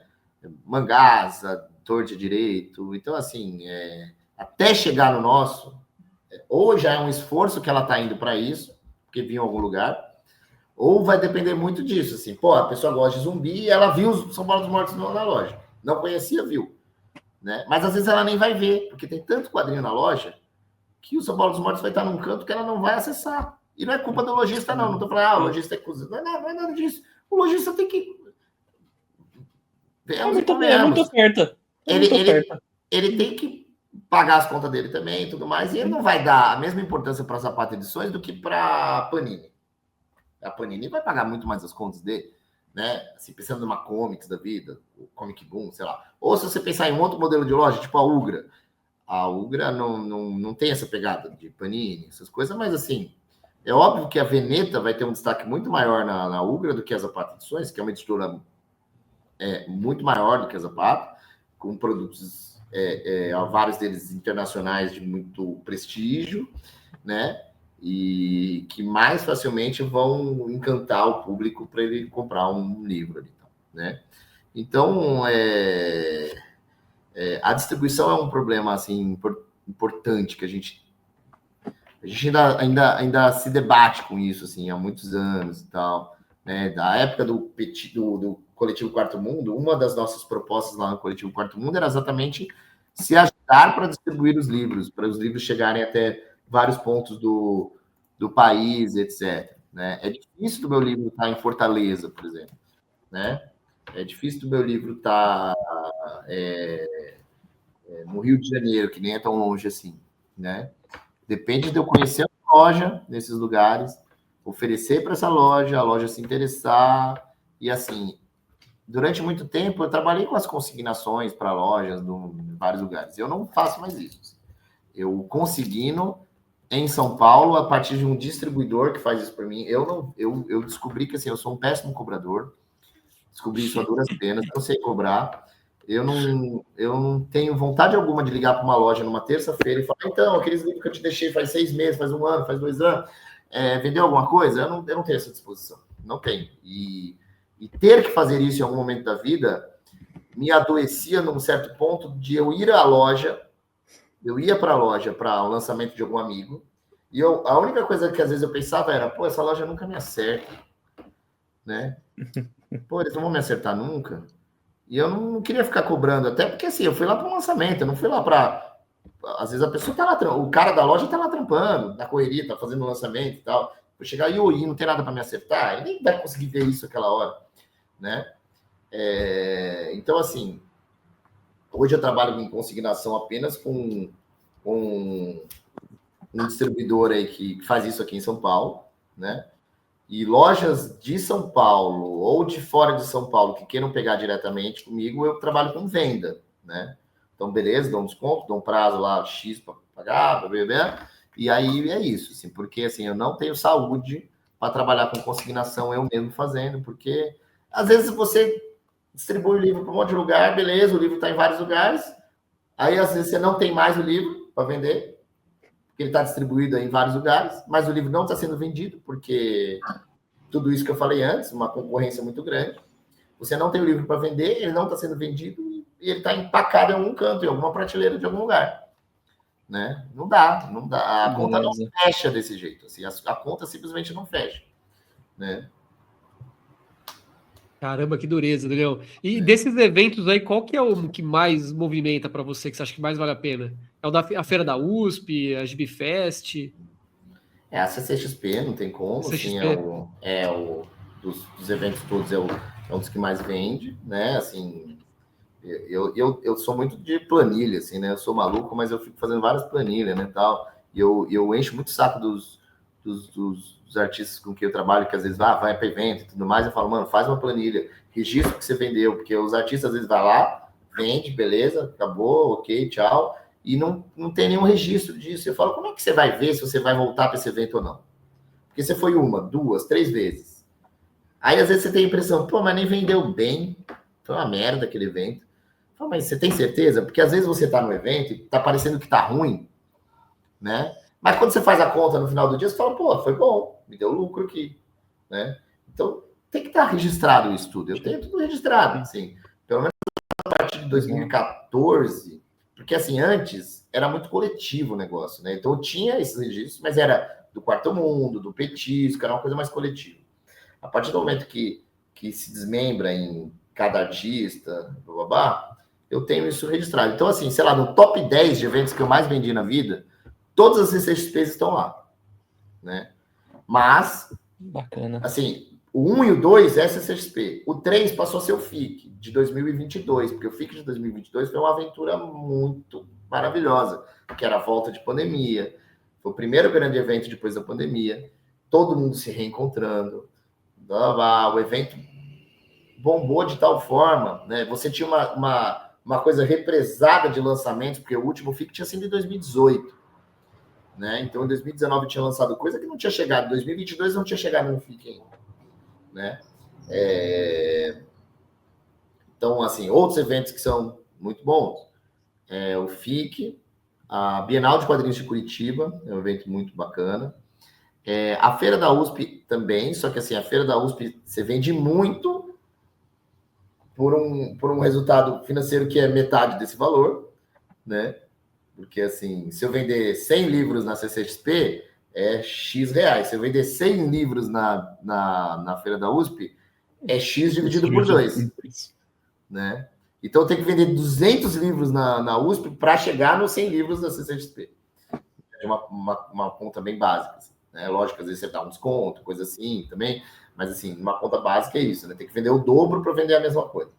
Mas a feira da USP Butantã, né? Ela tem um resultado bem bacana. Aí você tem aí eventos menores, assim, né? O Anime Friends, que eu não ia há muitos anos, né? Apesar que o Anime Friends não é um evento menor, mas assim, o Anime Friends eu fui, foi um dos primeiros eventos que eu vendi quadrinho na vida em 2003, 2004. Aí, Anime Friends eu vou e volto, assim, eu parei de ir em 2010, aí voltei aí em 2014, e aí parei de ir de novo, aí voltei o ano passado, foi bem legal o ano passado, pretendo voltar esse ano, mas que nem... Saiu as inscrições da mesa do Anime Friends essa semana. O ano passado era R$800 a mesa, esse ano é 1.190. Né? Então, eu não imaginaria encontrar um estande da Zapata em um Eu ia Anime falar Friends. Eu não isso. vou muito, para ser bem sério. Eu devo ter ido umas Aham. 3 vezes, mas não imaginaria encontrar um estande da Zapata no Anime é isso, Friends. eu vou estar no WhatsApp lá, tá? Assim, vou me Pô, inscrever. Se eu legal. votar, depende deles me selecionarem, mas a ideia é estar lá. Aí tem a Perifacon, só que assim, a Perifacon já é um evento menor, né? Era um dia tradicionalmente, aí virou 2 dias agora, né? Mas é um evento bem bacana também, né? A PocCon, todo mundo fala muito bem, assim, todo mundo que vai como artista. A PocCon eu só fui como público até hoje, porque por uma questão até de temática do evento, papapá, eu só fui como público, é organizado por um grande amigo, que é o Mário César. Eu, como público, achei o evento maravilhoso, mas os artistas que vão falam muito bem. Só que a PocCon tem uma área de editoras também, então esse ano eu vou estar nessa área de editoras da PocCon, né? Vamos ver se vai ser legal. Pelo que dizem, é muito bom, né? E aí vai tendo esse monte de eventinho pequeno, né? Assim, ó, quer ver só para dar uma ideia? Peraí. O ano passado, deixa eu ver aqui. Eu abri essa semana essa planilha aqui. Até tá fácil aqui. O ano passado eu fui para um evento na Biblioteca de Campinas, que tem todo ano. Eu fui para uma feira literária no Colégio Agostiniano Mendel, aqui do Tatuapé, que eu fiz umas palestras lá de quadrinhos, me convidaram para essa feira. Eu fui para a Feira Geek, que foi a primeira vez que teve ali na Paulista. Vamos ver se vai voltar a ter, né? Ano passado eu fui para a Feira da USP Leste, eu fui para o FIC, eu fui para o Orgulho Nerd aqui de São Paulo, que foi meio que ao mesmo tempo do FIC. Eu não estava presencialmente, a Zapata estava com o Pedro Cuyama e o Alex Rodrigues. Eu fiz um evento no Sesc Sorocaba, eu fui para Motim, em Brasília, para o Jundiaí Comics, que é em Jundiaí. O Sana, que é em Fortaleza, que é um evento que já existe há muito tempo também, que eu pretendo voltar esse ano. A Motinha eu vou voltar, já está meio que inscrito. O Anime Friends, a Perifacon, a Fatecon, que é em São Roque, aqui no estado de São Paulo, mas em São Roque. O Gibi SP Festival, que aí já é na cidade de São Paulo mesmo. A Educa HQ, que foi em São Paulo. A Miolos, que é em São Paulo, também tem todo ano. A Festa do Livro da USP Butantã. A Ogra, que é lá na Ugra, a Virada Nerd, que foi o evento da Devir, e a CCXP. Então, esse foi o calendário de eventos meu do ano passado, né? E é isso, tem evento que tem um ano, mas no outro ano não tem, né? Tem evento que você vai num ano, no outro ano você não vai por algum motivo. Por exemplo, a Feira da USP Leste esse ano eu não fui, reservei para esse ano, não. Esse ano eu vou só para a Feira da USP Butantã, que é maior, na USP Leste eu vou me poupar, né? Assim, no sentido de também respirar um pouco, senão, inclusive, ia estar lá hoje, né? Ia estar acabando agora, ia estar voltando de lá agora, porque ela é terça, quarta e quinta. Ia estar voltando com os livros agora, né? Então, é isso. Esse ano, por exemplo, eu fui na Zebecon, que foi um evento em Santa Isabel, né? Aqui perto de Guarulhos, né, tal. Foi a primeira vez que rolou, foi legal, foi bacana. Eu fui no Ilustra Fest, que é lá de Sorocaba, foi até agora o melhor evento do ano, mas também fui em 4 eventos esse ano, 5. Não, o melhor evento desse ano, por enquanto, é o Cada Um no Seu Quadrinho, que eu fui faz 2 semanas lá no Rio de Janeiro, né? Que é a segunda edição que tem, foi a primeira que eu fui. Rio de Janeiro é um estado que, uma cidade, né? Estado no geral, mas uma cidade, especificamente capital, que infelizmente tem pouco evento, né? Então, artistas do Rio de Janeiro sofrem muito com isso, e até a gente que está perto, né? Pô, fazer um evento no Rio de Janeiro é bem mais fácil fazer um evento em Fortaleza. Eu posso ir de carro, fica mais barato, posso levar os quadrinhos tudo no carro, bababá, né? É mais fácil ter algum amigo no Rio de Janeiro que me hospede do que em Fortaleza. Mas o Rio de Janeiro é muito, muito fraco em eventos, infelizmente, né? Então, muito bom. Bom, assim, Caramba, meu. você acaba tendo que rodar bastante em eventos, né, para poder vender o material. Mas ainda sobre a questão de distribuição, tem um ponto que eu preciso ressaltar. Eu estou dando uma olhada aqui no site, eu estou vendo que todo o material que você tem físico, você também tem digital. Tem o PDF à venda do seu material pelo site. E é uma coisa incrível, assim, não é aquele negócio tipo, não, o mesmo valor do físico é o valor do PDF. Pelo contrário, o PDF tem um valor bem abaixo do impresso. O mais caro que tem é R$15, né, eu acho. O PDF mais caro é R$15, é isso mesmo. Aqui, por exemplo, um de Acusapato impresso, 65. Quem quiser o PDF é R$15. E tem saída? Qual que é a saída desses PDFs? Vende?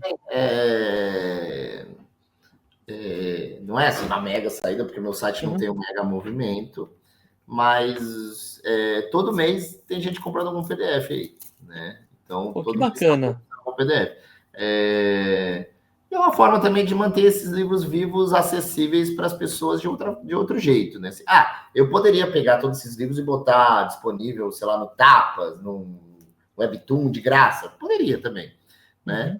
Mas eu acho que nem funciona tanto para esses livros, porque eles já são livros que foram pensados da forma impressa, mas se não for impresso, na forma de um produto fechado, né? Essa coisa do Webtoon, é uma outra linguagem para os quadrinhos, né? Que funciona de outro jeito, né? Então, essa coisa de vender o PDF é uma forma de ter esses livros também acessíveis para gente que não quer mais ter... Às vezes não tem nem espaço para guardar livro, mas quer ler o livro. E aí pode comprar por um valor bem mais acessível, né? Um custo bem menor. Porque a realidade eu não tenho custo com esses livros, assim. Todos esses livros, a única coisa que vai acontecer é eu pagar royalties para os autores aí e tal. Esses royalties vão variar de acordo com cada projeto e tal. Mas é só isso mesmo, né? Então, assim, o livro já está pago na forma impressa. Os artistas já foram pagos de alguma forma, também na forma impressa e tudo mais.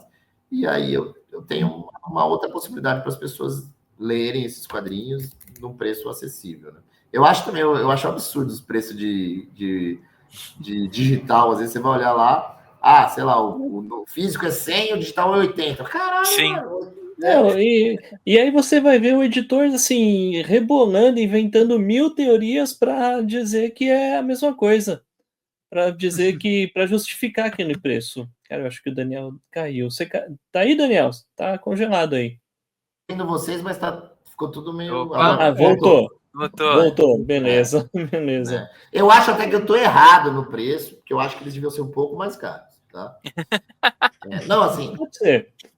Assim, quando eu digo assim, não é o 8,80, assim, eu acho que eu tô errado, tanto que eu comecei a aumentar eles um pouco. Esses de 15 eram 10, até, sei lá, até o fim do ano passado era 10, eu botei 15, né? A gente tá falando de um desconto de praticamente 80% aqui né? Assim, uma diferença de preço. Eu acho válido que o preço do digital seja ali 50% do físico, sabe?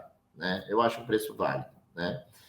Por uma questão até meio de militância, no sentido de que, as pessoas têm que ler, as pessoas têm que ter acesso às coisas e tal, eu prefiro fazer mais barato. Mas eu acho justo que as editoras pratiquem um preço de 50%, sabe? Mas aqui, tem rolê de 70%, 80% do preço do físico, né? Eu acho demais, né? Pois não, sim. Quem dera os outros editoras pensassem da mesma forma, porque com certeza. Não dá. E assim, minha opinião, para mim o digital isso aqui, não tem espaço mais. Então o digital é o futuro, não tem jeito. Exatamente. E é isso também. As pessoas leem no celular, no computador, mas cada vez mais as pessoas vão ter lá o aquele leitorzinho lá da Amazon da vida lá, Kindle, ou um tablet. Kindle, Ou Kindle, ou um tablet legalzinho assim para Sim. ler. Quando você pega um tablet num formato razoável, cara, você não perde, né? Assim, você lê no digital, Sim. você não perde. No computador eu acho ruim ler, né? Porque o computador tem tanto estímulo de outras coisas acontecendo que é ruim. O celular acaba sendo pequeno, né? Assim, já. Tudo bem, o webcomic funciona muito bem e tal, mas para a ideia do formato livro pro digital, eu acho que esse formato para um Kindle ou para um... Eu também. tablet e tal, fica legal, né? Eu, inclusive, eu entrei na Amazon lá e botei no final do ano passado, pro dia do quadrinho grátis da Devir, esse evento do Virada Nerd, lá eu botei um São Paulo dos Mortos. É uma edição de São Paulo dos Mortos que não existe. Eu peguei uma história de uma edição, outra história de outra edição. Legal. Fiz uma edição lá e botei na Amazon ele de graça pro dia do quadrinho. Mas, mano, nossa, eu fico maluco com burocracia, porque aí eu consegui, deu certo. Mas aí, depois comecei a receber e-mail falando que a conta não estava validada, conta bancária para eu poder receber, porque aí quando você bota na Amazon digital, você recebe da Amazon na gringa, né? Você não recebe aqui. Então, eu falei, eu nunca mais entrei lá. Eu nem sei se eles têm que me pagar alguma coisa, foda-se. Eu fiquei com raiva e nunca mais entrei. Mas sabe que o lance tem um aplicativozinho que você baixa lá para o computador para adaptar o seu PDF para a leitura digital lá do Kindle. Cara, é muito legal de fazer isso. Deu uma vontade de fazer todos os meus quadrinhos, porque você pega a página assim, né? Você bota o PDF, ele vai pegando página a página e reconhecendo os quadros para fazer a leitura quadro a quadro. Nem sempre ele reconhece direito. Né? Às vezes ele reconhece, às vezes dá certo, às vezes ele não dá certo, mas é fácil. Quando não dá certo, é fácil porque você cria uma tela nova, e aí você só bota ela no tamanho do quadro. Aí você cria outra tela nova, aí depois você só bota na ordem que vai aparecer. Esse aqui é o quadro 1, 2, 3, 4. Então é muito intuitivo e fácil fazer essa adaptação. Quando eu fiz para esse negócio do dia do quadrinho grátis, me deu vontade de fazer de todos os meus livros. Mas aí depois eu esbarrei na burocracia lá e fiquei puto e nunca mais entrei lá. Mas é bom saber disso, porque assim, pelo menos assim, para quem vê o resultado, eu uso bastante o Kindle para quadrinhos, assim, eu sei que o Felipe também, e o resultado é maravilhoso, porque assim, fica bom para ler até no celular, porque ele bota o quadrinho inteiro na tela e você consegue ler numa boa. Automaticamente, ele já faz de um jeito que é como? Ele já vai quadro a quadro só e foda-se. Aí eu percebi que, eu acho melhor, isso é uma coisa minha. Eu não sei como é que, quando você baixa os quadrinhos no Kindle, como é que eles vêm. Mas automaticamente ele já faz desse jeito. Quando fui fazer, eu fiz o quê? Eu criei uma primeira tela que é a página inteira. Legal. Aí você passa e ele vai indo quadro a quadro. Para o leitor, primeiro ver a página toda. Né? Primeiro captar a página toda, para depois ver quadro a quadro. Quando você baixa, eu não sei se ele vem assim, do jeito que eu tô falando, ou se ele vem no meio que no automático, que é já quadro a quadro e foda-se, não mostra a página inteira. Ele tem opção, na verdade. Você pode tanto pegar a página inteira, e aí você seleciona se você quer ver a página inteira ou se você quer ver quadro a quadro. Dá para mesclar. Dá para mesclar e é bem rápido. Você dá um toque lá e ele vai pro quadro e já começa. Aí você dá outro toque e ele volta para a página. Ou seja, eu botei a tela da página inteira à toa, porque ele já no próprio... Não, mas depende muito... Eu tive uma preocupação que foi desnecessária. Né? Mas é legal. Coisa assim, de editor preocupado com o material, né? Tem.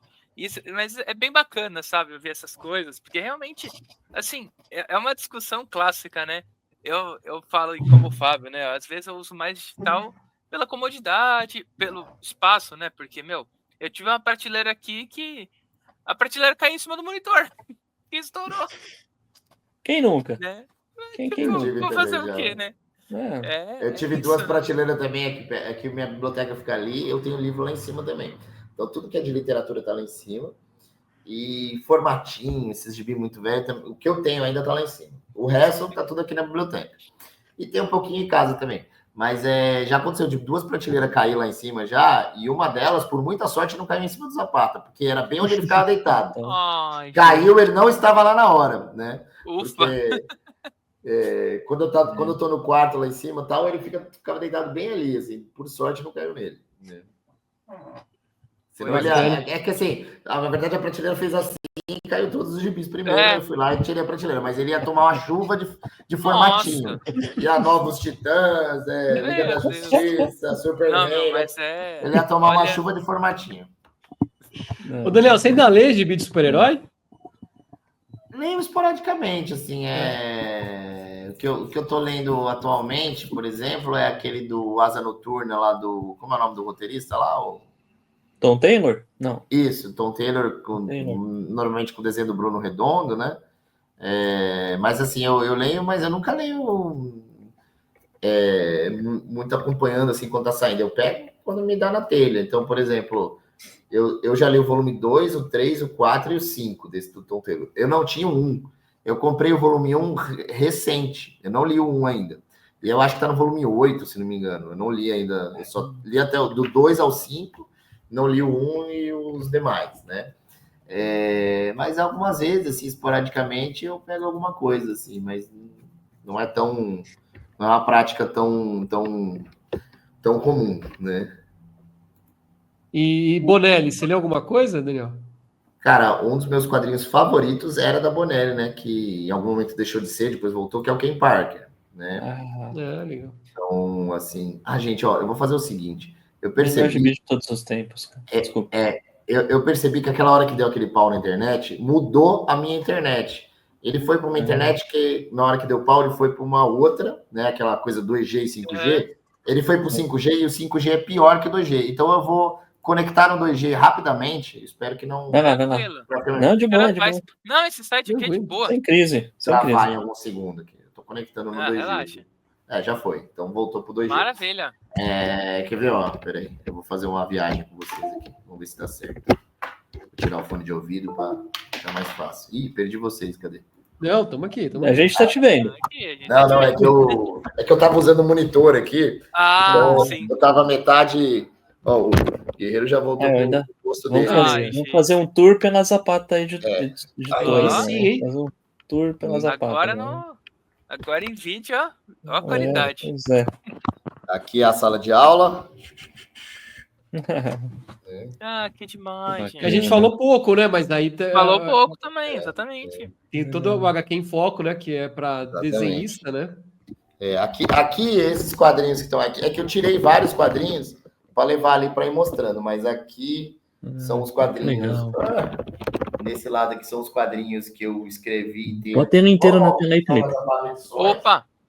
Né? Mas tem umas coisas da editora mesmo e tal. E ali são as coisas que eu editei da Zapata ou da Príncipes, né? Que tava tudo preenchido, mas eu levei para minha mesa ali para mostrar para vocês. A gente nem falou tanto das edições. A gente nem falou tanto das edições, das adaptações para literatura, né? E aqui tem uma porralhada, ó, de... Caraca! Isso aqui é os gibi que é coletânea. Aí tem uma porrada de coletânea que eu participei na vida. Né? Legal. Uma porralhada de coisa de coletânea, a fronte que eu tava falando. Puta, que legal. Uma porrada de coisa. Eu participei de uma Calafrio. Né? Que legal. Ainda quando era o Zala, né? Quando ele voltou a fazer 37. Calafrio. Então, uma porrada de coisa que Eu tenho isso daí. Que eu participei. Aqui é a biblioteca. Que quadrinho. Material de consulta. Aqui mais quadrinho, né? E aqui as duas prateleiras de quadrinhos brasileiros, que são as prateleiras que vai até o teto aqui, ó, peraí. Vamos ver se eu consigo enquadrar elas aqui, essas duas aqui. Essas duas vão até o teto. É tudo quadrinho brasileiro. Nossa, que da hora. Pô, muito bom. Pô, legal. E é isso, você estava falando de Bonelli, ó, tem meus Ken Parker aqui, que é um dos quadrinhos que eu mais gosto, do Berardi, né? Muito bom, que legal. Tem a coleção completa da VEC, né? E tenho também da Mitos, quando saiu, e agora eu tava pegando esse... E aí tem um monte de edição solta, né, de especiais, agora eu tô pegando essa da Mitos nova, né? Queria completar essa nova aí pra tela bonitinha, né? Mas vai sim. De algum momento eu vou comprando, né? Mas é isso, deixa eu voltar ali pro meu posto. Da hora. Que legal, velho. Que legal. Muito bom, muito bom. Tour pela Zapata, muito legal. E HQ em Foco. né? Olha esse painel, gente. Que legal. Esse aqui é do Zapata, né? São 2 páginas duplas do Ah, é Mais um Dia verdade. com Zapata, né? Bacana. Tá ali meu estagiário. Tá bem? E você não tem que se queixar, tá alimentado e Tá descansando. bem. Exatamente. Legal. Daniel, o Fábio até levantou a bola, né, das questões das adaptações, né? Como é que é esse trabalho aí? Você tem várias adaptações literárias? Isso é um projeto que eu comecei. Aí já não é com a Zapata, né? São outras editoras isso, aí que fazem, né? Isso é um projeto que eu comecei em 2020. Até curioso que eu digo que é meu projeto de pandemia, né? Porque a editora entrou em contato comigo em 2019, eu estava terminando umas coisas, ela falou, ó, tenho interesse, mas só posso começar ano que vem, né? Aí a gente montou as equipes para fazer 4 adaptações, né? Que as primeiras foram o Médico e o Monstro, o Frankenstein, Robin Hood e Corcunda de Notre Dame, né? Aí calhou de a gente assinar os contratos e tal, blá, blá, blá, fechou lá. Aí deu uma semana, sei lá, 10 dias, começou oficialmente a pandemia aqui no Brasil, né? E aí a gente começou a produzir, então, naquele momento, até no começo todo mundo atrasou, porque todo mundo ficando maluco, né? Achando que sem saber o que ia acontecer no mundo. Sim. E tudo, né? E aí comecei a fazer esse projeto com eles. Então, foram esses 4, que foi em 2020, que saiu em 2021. E aí depois foram vindo outros. Nesse momento já saíram, eu acho que 13 até agora. Que é, caramba, muita coisa, hein? Deixa eu ver se eu lembro de cabeça. Legal, aqui. Todo com o seu roteiro. Não, eu edito todos eles. Se você fizesse adaptação. E aí, não, eu sou editor dessa coleção. Aí o que eu escrevi como roteirista mesmo foi o Médico Monstro. E o Contos Novos tem um conto que eu adaptei lá do Mário de Andrade. Aí participa uma porrada de roteirista, de desenhista, de colorista. Mas deixa eu ver se eu lembro de cabeça aqui todos eles. Então é o Médico Monstro, o Frankenstein, Corcunda de Notre Dame, o Robin Hood, Anne de Green Gables, o Lupin, Ladrão de Casacas, o Contos Novos, a Dom Quixote,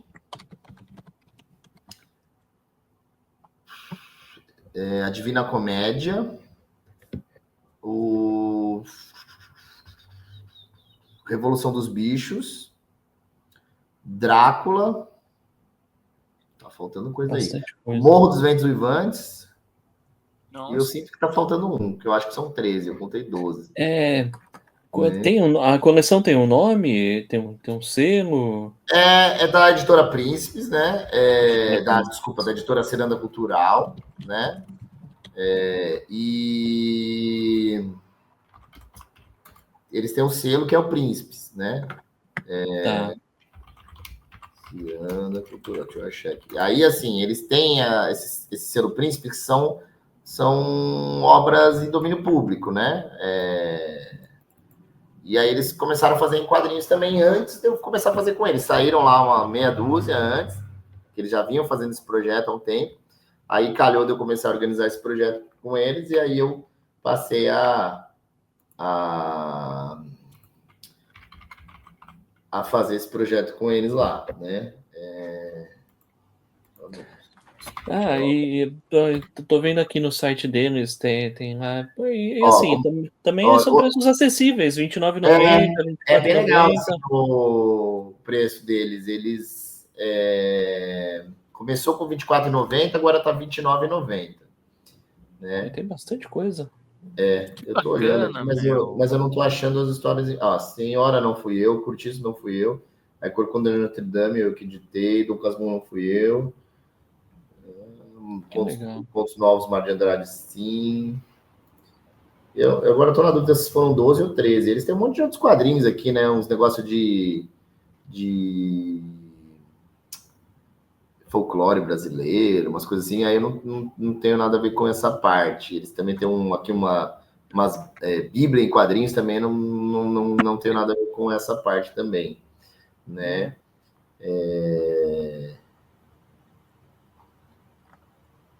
Os outros setores lá que fazem isso, né?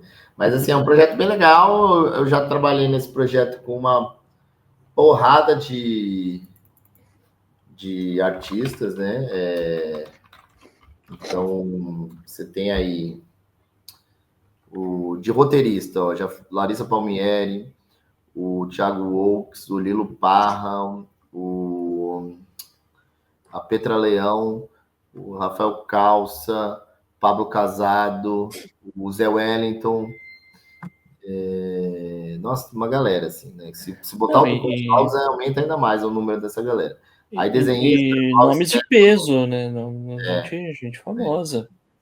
Quer ver? Ó, peraí. Eu tô com 2 aqui na minha mão, ou 3, deixa eu ver. Eu tenho 3 aqui, que é o Médico Monstro, que é roteiro meu, desenho do Wanderson de Souza, cor do Dan Freitas. O Dom Quixote, que é roteiro do Lilo Parra, desenho do Samuel Bono e cor da Laís Bicudo. A Laís Bicudo também participou de vários. O Anne de Green Gables, que é roteiro da Larissa Palmieri, desenho do Mário Cal e cor da Fabi Marques, né? Mas já tem a galera aí que participou. É um projeto que eu acho bem bacana, assim, que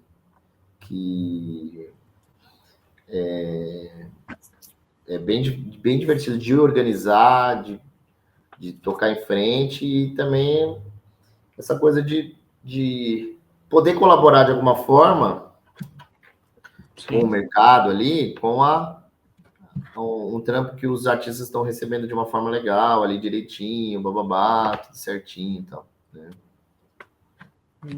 Muito legal, muito legal. Legal mesmo. E aí isso também de ser um quadrinho barato, né? Que você a galera vai achar isso em feiras literárias do Brasil todo, Sim. onde essa editora vai. Cara, essa editora, ela vende até em padaria, mano. Você, às vezes, vai Eu achei engraçado, né? Não, é porque aqui eu tenho 2 filhos pequenos, né? Então a companhia cultural é que eu mais tenho aqui de essas feirinhas de supermercado, sabe? Que tem, né? direto, né? Direto. É bom saber, meu. Inclusive, acho que esse Médico Monstro eu vi, inclusive, que eu fiquei curioso, mas bom saber que tem sua mão lá, Daniel. E é isso, tem uma pra galera ficar de bacana, olho. né? Tá para sair agora o Ilha Misteriosa, foi o roteiro do Pablo Casado, desenho do Alex Rodrigues e cor da Mari Guzmão. Tá para sair o Conde de Monte Cristo, que é roteiro do Lilo Parra, desenho do Wanderson de Souza e cor da Laís Bicudo. E a gente tem um outro que a gente está produzindo aí, que ainda não posso falar qual é, né? Então é bem massa, assim, né? Pô, que legal, bacana. E, bom, então, para esse ano, voltando a falar da Zapata, para esse ano vai ter Piratas do Cangaço 2, você já falou, São Paulo dos Mortos 5, os best-sellers, né? A Zapata vai vir com tudo esse acabou ano. que esse ano, tudo que a gente está meio que produzindo para esse ano é tudo série, né? Assim, praticamente, né? Então São Paulo dos Mortos 5, Piratas do Cangaço 3, Vini Bruxão 3, você tinha falado. Homem Grilo. Zé Murai 3, né? Zé Murai, Homem Grilo, caramba. Homem Grilo 2. O único que não é série, mas que sai esse ano, mas que de uma certa forma é um universo seriado, é o Setembro, do André Freitas, que era para ter saído no ano passado, vai sair esse ano, que é roteiro do André Freitas, desenho do Samuel Bono, vai ter a participação aí também da Vivi Melancia nas cores e tal, do Pedro Cunhama também, que está fazendo umas artes finais, que é uma história de vampiro em São Paulo, bem legal, assim, dentro do universo que o André Freitas tem de vampiros em São Paulo. Ele fez essa história que é uma história mais fechadinha ali desse universo, que é uma vampira criança ali, que tem meio que constrói uma amizade com um menino lá, menino de rua, que acaba morrendo, vira um fantasma. Então é uma vampira, um fantasma e um cachorro caramelo, vira-lata lá. Os 3 lá. É uma história de terror, mas sobre a amizade desses 3 personagens, tá bem legal, né? Bacana. E o Eu falei quantos foram? Acho que eu falei tudo. Acho que foram 6, hein? O Pirata, Acho São que Paulo foi de 6 Morte, coisas que eu Vini falei. Bruxão, Deixa eu Homem colar. Grilo, Zé Moraes, Setembro, foram 6. Eu acho que eu falei tudo aí. E todos vão pro Catarse? Nesse caso, todos vão pro Catarse. Né? Eu tô o Encantos da Mata, vocês foram pro Catarse também. Eu lembro que ficou uns 70% da meta. O Encantos da Mata já foi um tipo de projeto que ele era um PROAC, né? Assim, Ele tinha um PROAC, né? A gente acabou usando o Catarse como uma pré-venda dele, né? Então, assim, o Catarse não foi para viabilizar ele, foi para fazer uma pré-venda, para começar a fazer um barulho. O Catarse acaba te obrigando a divulgar o livro, né? Que é uma das partes mais chatas que tem é divulgar o livro. Então, para fazer mais importante, né? Esses Catarse que a gente está falando de fazer esse ano, todos eles são mesmo para viabilizar o livro. Tá. Então, vai ser campanha tudo ou nada, então? Aí vai ser de caso a caso, vamos ver, mas assim, São Paulo dos Mortos 5, Vini Bruxão 3, Piratas Cangaço 3, Homem Grilo 2 e o Zé Moraes 3, vai ser tudo campanha no Catarse. Se vai ser tudo ou nada, ou se vai ser flex, a gente vai estudar caso a caso, porque às vezes também tem uma coisa, beleza, a gente pediu 10 mil, mas, se conseguir 5, dá para viabilizar o projeto de outra forma. Não vai ser mais tiragem de 1.000, vai ser de 500, vai ser de 200, vai ser de 300. De alguma forma, o projeto acaba sendo viabilizado numa versão um pouco mais reduzida, né? De questão de tiragem e tudo mais, né? Então, esse lance que eu falei antes lá das gráficas digitais também dão essa maleabilidade, né? Para isso. Interessante, muito bom. Legal, bacana. Acho que tem mais alguma coisa? Porque eu tô vendo que o nosso horário vai acabar aí, né, Felipe? Pois é, meu. Eu falo muito, né? Eu tinha falado pro Daniel que ia ser 1 hora. Tudo pertinente, tudo pertinente. Realmente, novamente falando, o papo tá muito bom.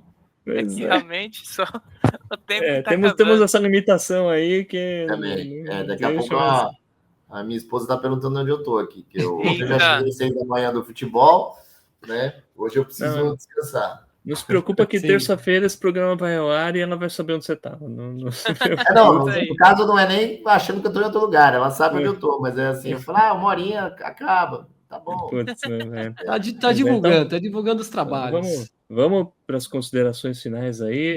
Então, vamos encerrar. E fica aí o recado para quem tá com a gente aí até essa hora. Apoiem o Quadrinho Nacional, apoiem aí as boas empreitadas aí de quadrinhos. A Editora Zapata é uma editora cujas obras não deixam nada a dever a Pipoca e Nanquim, Comic Zone, Nemo, etc. Nada a dever. Coisa boa aqui, só tem muita coisa boa mesmo. E, vale muito a pena. Artistas de peso, de calibre. E vale muito a pena. E, Daniel, fica aí o espaço para você fazer aí o jabá, dar seus contatos, etc. Fica à vontade. Bom, é isso, assim, agradeço, né, o convite, muito legal falar de tudo isso e tal, tudo isso que a gente é apaixonado aí, né, e assim, quem quiser me procurar no Instagram é zapata.edições, tem o Instagram da escola também, que é HQ Info.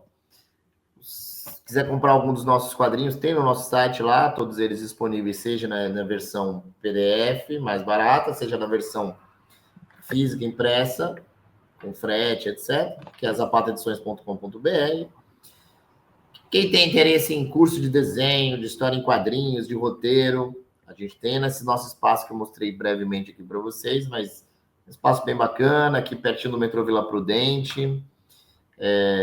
Um espaço aqui que a gente respira quadrinhos, vive quadrinhos, né? Então, assim, fica o convite também para tanto vocês aqui que estão comigo, quanto as pessoas que estão assistindo, quiserem conhecer, né? Só marcar um dia aí para vir conhecer nosso espaço, né? E vem vocês aí tomar um cafezinho, né? Trocar uma ideia pessoalmente, fuçar nos gibi da prateleira também, né?